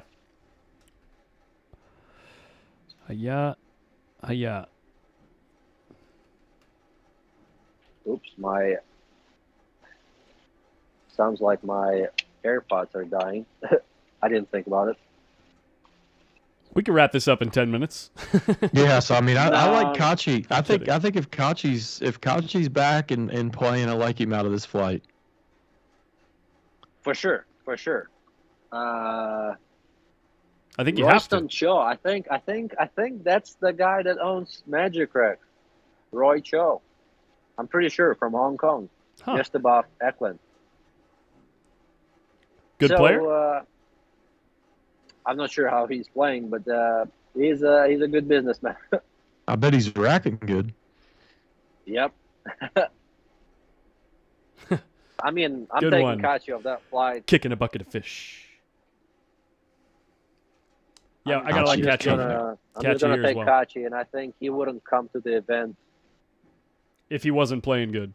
if he wasn't thinking that he can win. Ooh, this one's nice. Shaw This and is- DeLuna. Juicy. Shaw, DeLuna, John Rebong is another. Fuche, wow. Fuche Wei, Dodek yeah. Yen, that's a stack. This is stacked, guys. Jason Shaw, Fuche Wei, Dodek Yen is a top Vietnamese player. Yeah. Do the Jeff Ken. DeLuna, that's the guy that beat Johnny Moore in first round of the U.S. Open.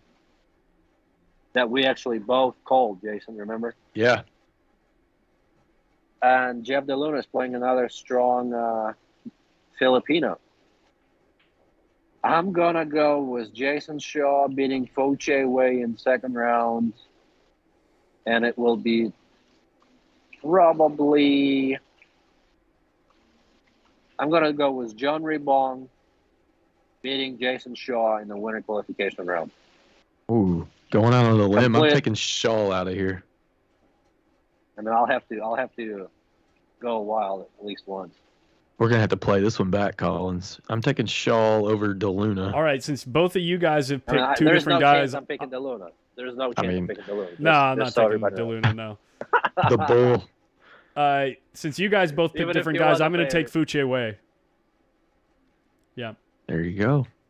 Not a bad pick either. Good old Lee Van. My boy Lee Van. Labutus. Ivan Corteza. I know that the Vietnamese player Nguyen Phuc Long. I think he's being traveling to the United States a little bit. Pius. So, what are the predictions here? Lee Van and Pius for the winner. Yeah, I think it's real round? close between them. Pius was playing real good on the tight pockets out there in Atlantic City. Yeah, I Pius love had Lee a Van here. great run. I like Lee Van too, but Pius is one of the players that He's will been kind of shock knocking you. on the door, you know. Yeah, he has been. He beat me in the quarterfinals of the Spanish Open, lost a very close semifinal to Mark Meisterbosch. So yeah, I'm taking Lee Van over Pius in the winner qualification round if that happens, and taking Lee Van off that flight. Yeah, I'm going to take Lee Van too, just because he was one of my top point earners in the fantasy league that we held for the U.S. Open. So There you go. he had a good tournament. Mr. Lee Van. By the way, who won the fantasy league? I believe it was Nate, Sensei Nate. I have to double check that. I don't remember. It was really close, like really close. Sanjin and Miki. This is kind of a weak flight here, Yeah, I think. Yeah, it is. That's a week 1-2 No, seed. compared to the one we just saw with Jason. Yeah, with Shaw and DeLuna. Yeah. So I'm taking my prediction Sanjin to is storm out of here. Sanjin versus Miki in the qualification round. Yeah, I'm taking Sanjin as well. I'm going to go for But- the upset. Yeah, there is. It's your there's a boy, chance for an Collins. upset. Yeah, I know. I'm a fan of him just because I don't know. I like the way he plays. Just I know it's not always. I'm not gonna say something derogatory, but like I like that Just he say goes it. after This is it. the real Yeah, he Bulldogs. goes Just say he it. goes after it. The You know what I mean? Bulldog. He's not like afraid to shoot at something, and I like that.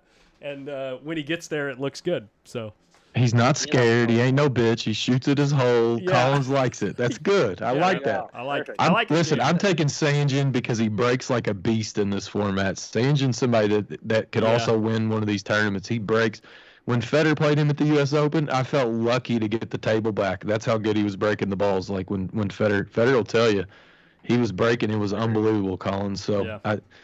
but hey, we'll have to come back and talk a little smack when Mickey and Sanjin When Mickey match wins, up here, you mean? Collins. yeah. Yeah. Okay. Hey, look, I would actually be happy if that happens. All right. I like Mickey a lot more. Yeah, that's the other thing is I like Mickey as a person. He's fun to talk to. He's like super outgoing too. So anyway, Yeah, he's a really cool dude. yeah. I think we all know who I'm going to pick here. I You're don't going know. with That's a Guy. really tough flight here. I mean, I don't know if you guys know, but Oliver Vilafruerde might be one of the strongest Filipinos out there. His nickname is Kokoy, and he finished third in the Philippines Open. He was the favorite to win the tournament from the semis, even having a Kopin Chong there, based on bookies, I believe. And he beat SVB in the tournament here in Perry Open. Almost dogged it off, was up 8-1 and missed almost a straight in 9-ball to win. And SVB came back and Oliver made a great out to win. But yeah, Warren is here. I'm taking Oliver versus Vietnamese and Warren. And the bottom is going to be Skylar. And Skylar and Oliver is going to be a TV table match for sure. And, I'm going to go with Skylar. I know. Well, no, he's my favorite player to watch, oh my dude. God, this is screwed up, man. Got Federer rooting for Skylar. Oh, here we go. I mean, I got to take Skylar. If the pockets are 4 1/4, like you're saying, Federer. Yeah, dude, he's one of those clutch shot makers that's just Skylar is dangerous on big pockets. yeah. he's very dangerous, especially with this break format. Because if he Yeah, finds the break, He's breaking really good. And yeah, what Filipinos like to do, they like to spin the cue ball a lot on the break, and they stretch a lot on the side. So I think Skylar will be breaking better than Kokoy. But Kokoy may be a better player after the break. But the breaking format on big pockets, the break is the most important thing.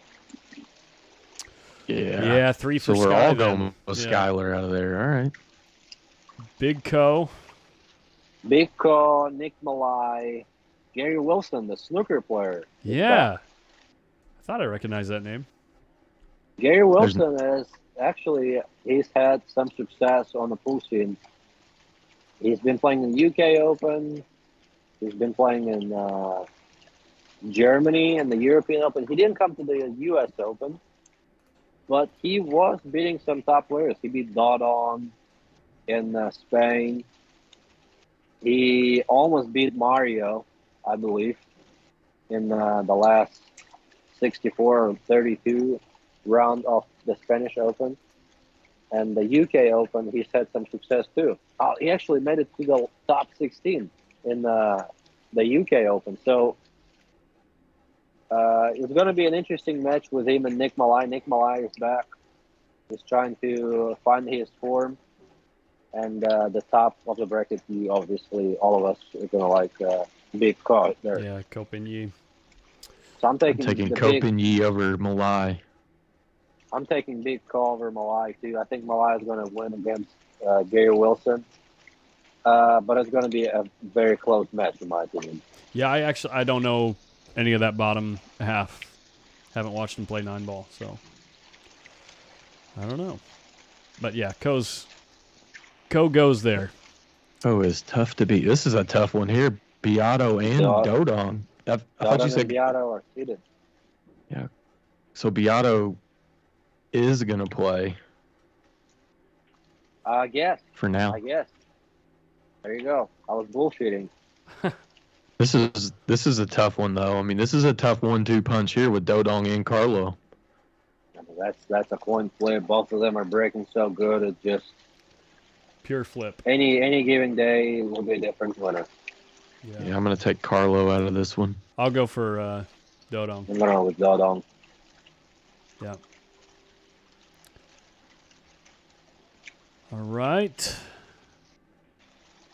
Mika Iminen, Abdullah Al-Khatan, that's the Arabian player that beat Albin in the Michigan Open. And I believe he beat Wolford in the U.S. Open. So he's capable. Tan Ching Ting, I've seen that name before. Chris Melling. I didn't get So to what do you watch him think, play much out in Atlantic City, but he had a limp. He was the second guy with a bad leg in that tournament. Yeah, Billy was the first one, right? Right, yeah. Billy tripped down some stairs or something. Oh, Twitter guy. yeah. I remember I was sitting at breakfast the first day there. And I'm sitting at the bar, and I'm there waiting for Oscar to show up. And I'm like kind of just seeing who's walking around. And then I see Billy in a scooter, and I thought he was trolling. And then he gets up and he starts limping. Yeah, he's one wheeling too. Yeah. Drifting on that scooter. For those of you who don't know, this isn't like an actual scooter. This is like one of the grocery store scooters. Yeah. With a basket on the front. All right. So I am taking Melling out of here. I'm taking Belly myself. I think, man, I want to take Mika just so I can watch, but I'll take Melling. Yeah. I'm taking Abdullah over Mika. I'm just never picking Abdullah Mika over to come out of anything. He's so mentally weak. You just never know what's going to set him off. He's in a He's foreign been playing pretty good country. lately. Yeah, I'm taking Meek over anybody in that top bracket. So I'm going with Mika playing Chris for the spot in the last 64. There we go. All of us with Melling. Oh, There you man. go. Yeah, well, Max is going to win my this plot. bracket. So we have Masato Yoshioka, who finished third in the I'm World taking Tournament. qualifier 4 out of this flight. I don't know about you guys. Qualifier 4. He's going to win. Where's the qualifier 78, Carl Baum? Oh, bomb. Put him up. You got a nice draw here, though. Max Eberly actually beat Oliver Villafuerte after SVB just lost to him. That was actually a big upset in that Perry Open. So Max had to be playing good to beat Oliver. This is But yeah, Nyoki Oi's World Cup of Pool partner, right? Marvin Assis, that's the Filipino that beat Dennis in the prelim stages of the Perry Open. So another capable Filipino, probably a strong player that none of us know. So do not ever underestimate a Filipino, a Taiwanese player, and any other Asian player. All of them can play. So what you're saying is I should take Trang Min Dung here. No, I think we should all take that American in the bottom Max? bracket. Oh, at the bottom. Anybody with the last name of Dung, I'm betting on. Anybody. That's right. Oh, not Dung. That's Dong. I'm sorry. No, it's Dung. I'm going with the American. I'm going with the American there. All right, we'll go with the Fedor Gors. second Fedor. Oh, man. Sorry guys. I think The AirPods Can just you hear died. me? Can you hear us? We can hear you. yeah. It's just my AirPods died, and I'm gonna have to speak a little bit louder. It actually Music. sounds really good. Yeah. Really? Yeah. We're lucky then. Last time the camera died. This time the AirPods. It's okay. You'll Man. learn how to do this someday. It'll be fine. This is a nice flight here. Look at this. Kopin Chung and Dennis and Bobkin. Your guy Bernie. last time. Bernie is the Filipino kid that plays really good that beat Alexa in the Perry Open. I mean, Oh, if there's wow. anything that I've learned over the past like 6 weeks is just don't bet against Ko Ping Chung. Right. And Koping Chung is having an unbelievable run last 2 months, and it's really tough to bet against him. You kind of like you want to favor him against any other player, but I'm going with Dennis and Koping Chung playing for the spot on the TV table, and Koping Chung winning. On the TV table for sure. Yep. Yeah. And I'm right there with you with the exact same Yeah. prediction. Yeah. Roland Garcia. Roland Garcia and Tyler Starr are the seeded players here. Here's the real test, Collins. Is Federer going to pick Opie? His No. fellow American. Are you going to lean back and wave the No, flag this time, or are you going with Roland? I actually think Tyler. So actually, the Vietnamese player that plays Tyler, I think is a tough matchup for him, because I may be mistaken, but I think he's a strong player. But I mean, you gotta like Tyler in that match, and the players above them. Yeah, I don't know neither one of them. So I like That- Tyler to the winner qualification round, and he will be facing most likely Roland Garcia. And I mean, on paper, I think Tyler will be the favorite. No, he's breaking better than Roland. I like Roland the way he was playing in the U.S. Open until I saw his match against Johnny Mora. Yeah. That was actually insane, honestly. But I don't want to trash talk too much. But that was insane. Mr. Smooth told me he played a perfect set. Oh yeah, right. That's what he told me. I'm just So- telling you. He did 45 pull-ups, and then he said, I played perfect this morning. The next table with Sanjin. Roland had an out every single rack and missed every rack. Yep. I'm taking Opie out of here. I'm with you. I like the break, and I think 4.25 pockets favor him. In Well, other and words, J you know, Diddy, if- in other words, yes. He's going to go with Opie. You going with Yeah. Opie? Yeah. He's a homer already, Collins. Yeah, Look, there he no, goes. I like Tyler. We'll go with Tyler. Speaking There you of, go. Mr. Smooth. in the very How next is he flight a in the ranked same player? position. What are the Wait, odds hey, of that? Collins, we talk a lot of shit about Johnny Moore, but we actually both really like Johnny a lot. We like to poke, and I love Johnny. we're always messing with him. Yeah. Mr. Smooth, Yeah, one of my favorite pool Oh, players.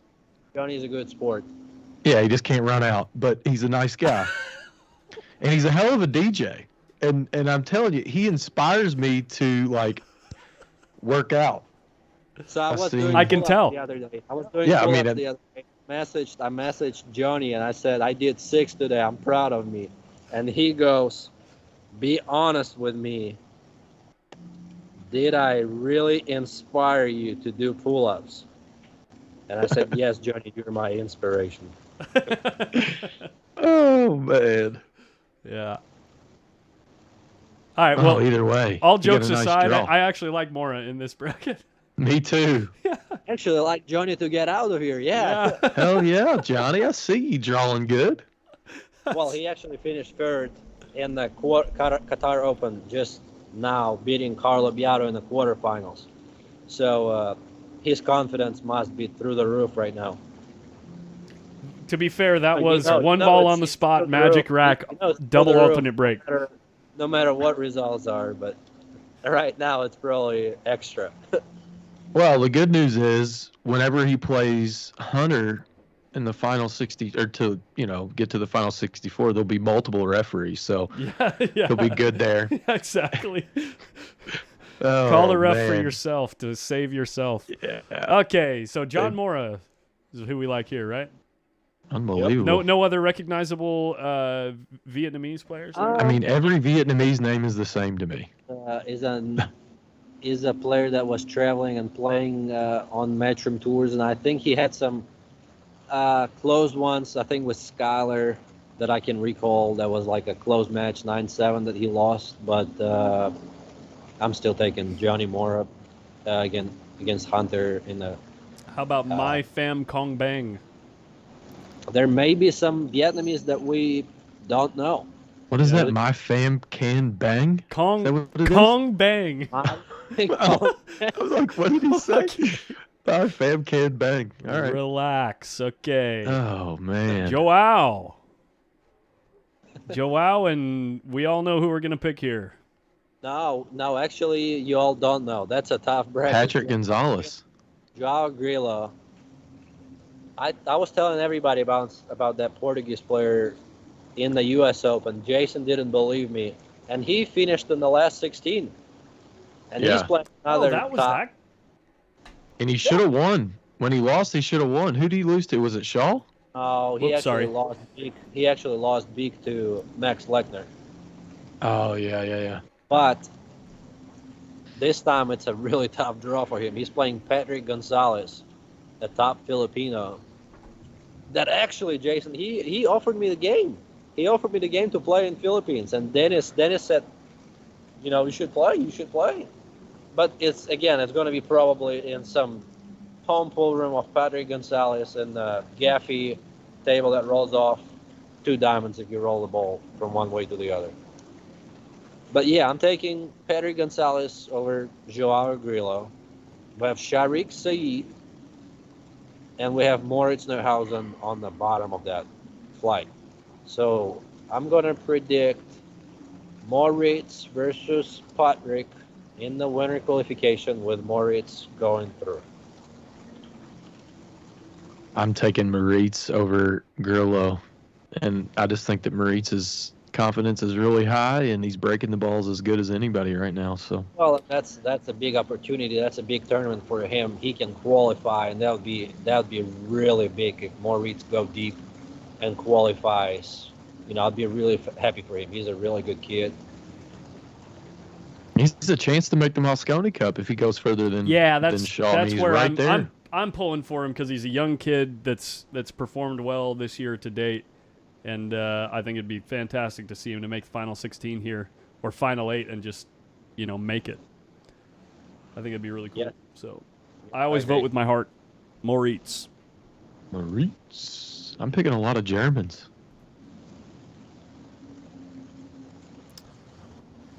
Mr. Alex Kazakis. Kazakis and Tim the Ryder. I'm not sure if I know anybody else in that flight. So I'm gonna go with Kazakis over Tim the Rider in the winter qualification round. I think we all agree on that, right? Yeah. Yeah. Easy one. Francesco Candela. Jeffrey Ignacio. Yeah. Ooh, this Graba. one's tough. Dennis Grape had a good run in the Qatar Open. I think he finished in the quarters. Taking Ignacio out of this one. It's going to be Ignacio versus Dennis, most likely in the winter Yeah. qualification round. And I'm going to call it a hill match. It's not going to be on the TV table. And I think Dennis is going to win. There you have it. Well, That thanks was for the very free specific. money. I'll take Ignacio. Thank you. I see your charitable contribution there. Shane Wolford is here. I mean, that's kind of crazy that Shane Wolford came here for just Hanoi Open. He didn't go to Qatar. He didn't go to Perry Open. I'm not sure what's the reason behind it, but I mean, I don't want to call it dumb, but it is. Like, not going for the Perry Open and coming here for just one tournament, coming here, having a 12-hour difference, jet lagging, and playing on different equipment, different humidity. It's going to be tough on Wolford. But anyways, who do we have here? Michael Bauanan. That's another strong Filipino player playing against Dimitris Lukatos. I'm taking Michael against Dimitris in that match. And Michael and Wolford. I'm probably taking Michael over Wolford, even though Shane is Yeah, I'm What are you trying to I'm say going there? with Demetrius out of this flight. I have to. I mean, if it's a real pool talks, I have to be real. There you go. I'm taking Demetrius over Wolford here. I've never seen anybody here play except for Wolford, so I'm not even going to vote. Just take Wolford. He's a good kid to root for. All right, we'll take Wolford. Sullivan Clark, the most underrated player in the field.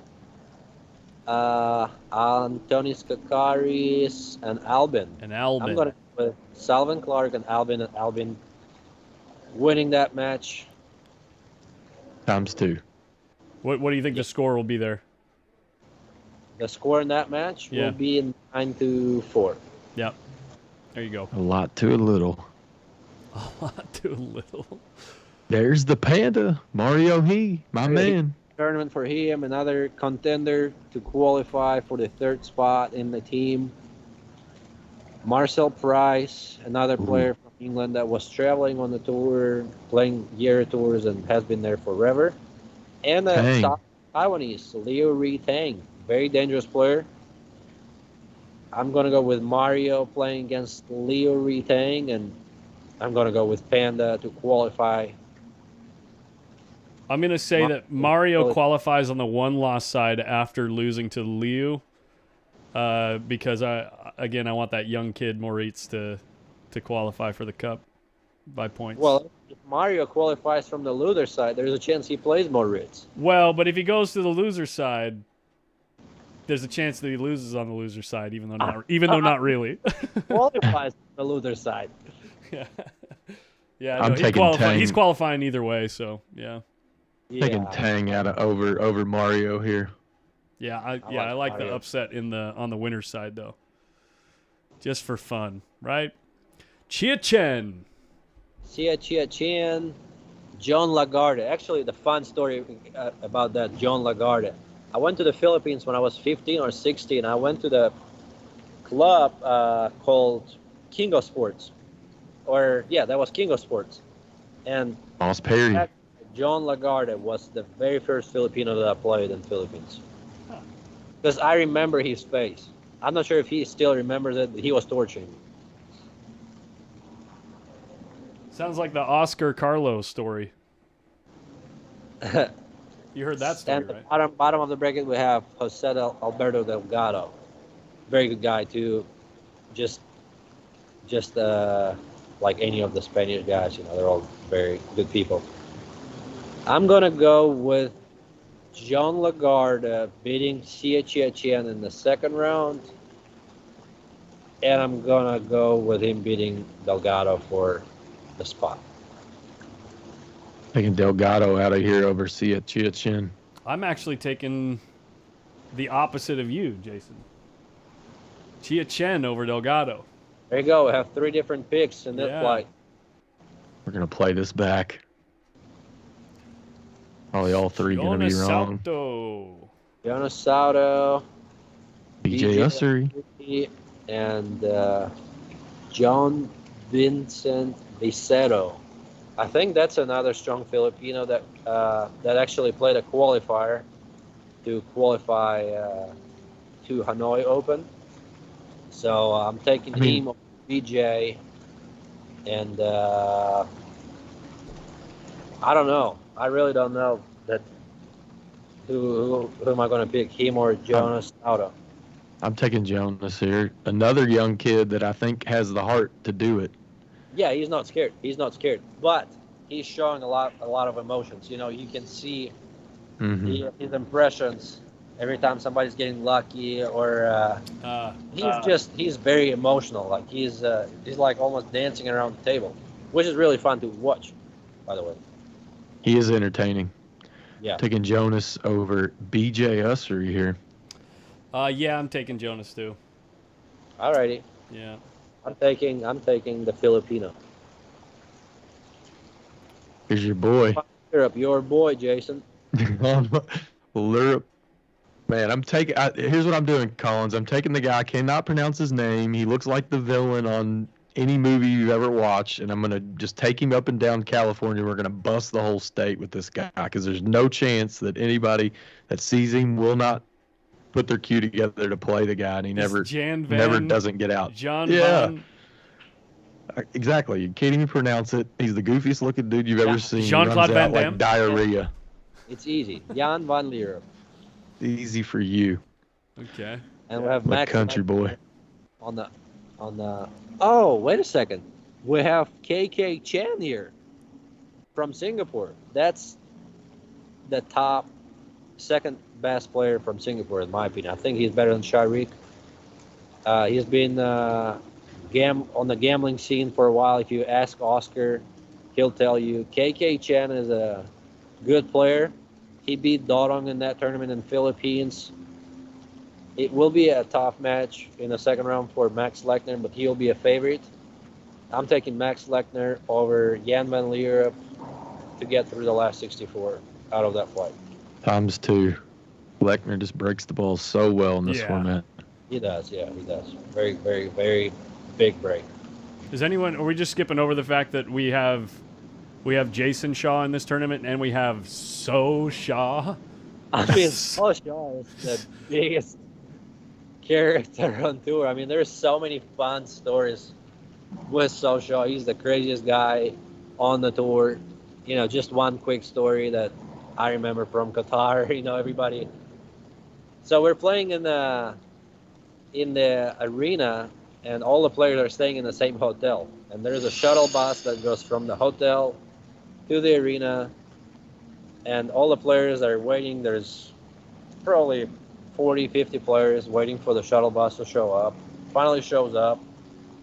You know, the driver leaves to go to the front desk to fill out some paper, and you know the bus is already full, and some players are still waiting for another bus to arrive, and I'm one of those players that didn't fit in that bus. And I see Shaw running to the driver's seat, and I'm like, what is he doing? He gets in the shuttle bus and drives it and leaves. Did they ever get there? Huh? Did they ever get there? Yeah, but I'm just happy that I wasn't on that shuttle. He just takes off with That the was bus. a wild ride, I'm sure. Legendary, dude. That is awesome. But yeah, if you ask all the all-timers, if you ask Oscar about the Shaw stories, or you ask I'll ask him for sure. Johnny Mora, Yeah. he's a fun to be around. This flight here was brought to you by Longoni Q's. This is another tough one here. the bracket. This is a tough fight here. Yeah, it is Niels, Jundell. Jundel Mason, an old Gerson. timer from the Philippines, Gerson, and Tommy Tokop. Tommy beat me in the Big Dogs tournament of this year. He's breaking pretty good. Who am I taking off this flight? I'm probably going with Niels over Jundel Mason in the winter qualification round. I won't be surprised if Gerson gets through the first few rounds, but I'm still taking Niels. I'm going to take Niels over Gerson. I'm going to take the upset. I know that Jerson's supposed to lose. Supposed to on paper. But, yeah, I'm just going to take him, see what happens. There you go. Cheng Yulong, Kua Huangwei may be a good player. Rafael Dabreo, I haven't seen him playing in a while. He's from New York area, if I'm not mistaken. And Aloysius. This is pretty tough flight here. You gotta like Aloysius to play against Cheng Yulong. And I mean, I like Aloysius, Yeah. but Yap just has that get there factor. You know what I mean? He just finds a way to get there. he's very consistent. Very consistent.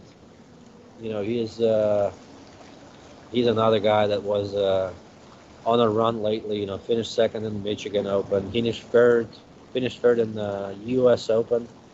You know, had an unfortunate match with Ko Ping Chong, lost 11-0, didn't make a ball, didn't have Had a chance. 2 shots or 3 shots. 2 Had shots. two or something. Yeah. which was insane, and he didn't have much success in the Perry Open. He lost to Pius in the last 64 stage. But I'm still taking Yap over Cheng Yulong in this fight. Yeah. I'm doing the same. Same thing, yeah. Oh, here we go. Amigo, Oscar This Dominguez, amigo. Lu Hui Chen. He actually told me, I didn't know who that player is, but he told me this player won the China Open before, and he is an all-timer. Wow, okay. That is a tough matchup for Oscar in round 1. And then we have That's when we start looking this way, Imran Majid. just to make sure. And then we have Imran Majid in the lower side of that flight. I'm gonna go with Imran Majid to qualify from that flight. But I mean, it's gonna be tough. Any of them can qualify. If Oscar beats Lou, he's a big favorite in round 2. And round 1 will be a confidence builder for sure for him, because that's a tough matchup.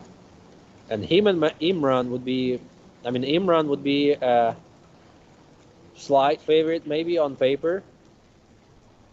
And Imran is breaking really good, like really good. We were talking about that in a previous podcast. So on paper, I'm gonna go with Imran, but I won't be surprised if either Lou or Oscar qualify from that flight. I'm going with Oscar over Imran. Yeah, I'm going with Oscar too. I liked him in that U.S. Open. Yeah, that's what I'm talking about. Oscar has had a really good run in the U.S. Open. He was playing great. He beat Chia Chen, and who did he lose to? I actually forgot about his recent I'm run in the U.S. spacing Open. who he lost to. I know it was an up, or like he was supposed to win. Oh no, it was Lechner. He had a great set against Lechner. He played against Max, right? That's right. Yeah, I he think had- the tighter pockets are kind of favor Oscar because he's a heady player. Yeah. He breaks the balls well. He's good with the jump cue, but he's not as efficient running out as a lot of the top players now. But the tighter the equipment, he can think his way through a match, especially a long race. So, I agree with you you. know, Yeah, I like Oscar over Imran here. yeah. It's going to be really close. This is our last flight. Last flight, Kyle Amaroto, young, fearless kid from Philippines. And the Vietnamese kid Luong Duc Tien, I played him at two practice sets before the Perry Open, and I believe he is at least top 5 Vietnamese player. He had a quarterfinal finish in the China Open recently, and he's playing good. You know, he's playing good. I'm not gonna say he's gonna beat Kyle, and obviously I'm gonna go with SVB in the lower side. But Kyle Amaroto and SVB would be definitely on the TV table, and I'm gonna go with SVB. Yes, sir. I'm right there with you. Times 2 on this one. Yeah. Yeah, I like that. Good picks. All right. That's the whole bracket, boys. Yeah, I mean we're gonna have to do it again once The qualifier. the last 64 bracket. Yeah, hopefully we can discuss and maybe do it at the same time. You know, because the bracket will be out in the evening, and the matches will start at 10 a.m. of the next day, most likely. So we can maybe tune in around the same time, maybe 7 or 8 a.m. my time, and discuss the last 64 bracket. Yeah. Sounds good. Well, again, congratulations, Feder. And if you're out there tuning in and you're happy about Feder making Team USA, show him some love in the chat. Make Hit sure that that like you hit button. the subscribe button, smash the like button, support what he's trying to do here by growing his channel and show him some of that American love. Yeah. Thank you so much. I haven't read the comments yet. I will. I appreciate in advance everybody who's supporting me. I appreciate the haters too. They're driving me. So thanks in advance to everyone. Cool. Yeah. Well- Hey, Collins, it's been great. As usual, had a blast with you, man. Thanks so much. Always a pleasure. Yeah, I'm just thrilled that you guys invite me on. It's a good time for sure. So cool. Better now. Go get you some smoked salmon and make sure you make it to the final 64 so we Gonna can go- talk about where you're and- going to go. Just praying that I have a bye in my first round and I don't have to leave in like 40 minutes because I still have to eat, change, and then move, pack. I still haven't done that. So Yeah. I might have to use Oscar to help me. There you All right. go. Well, good luck to Cheap you, sir. labor. And we'll see you guys in a couple days.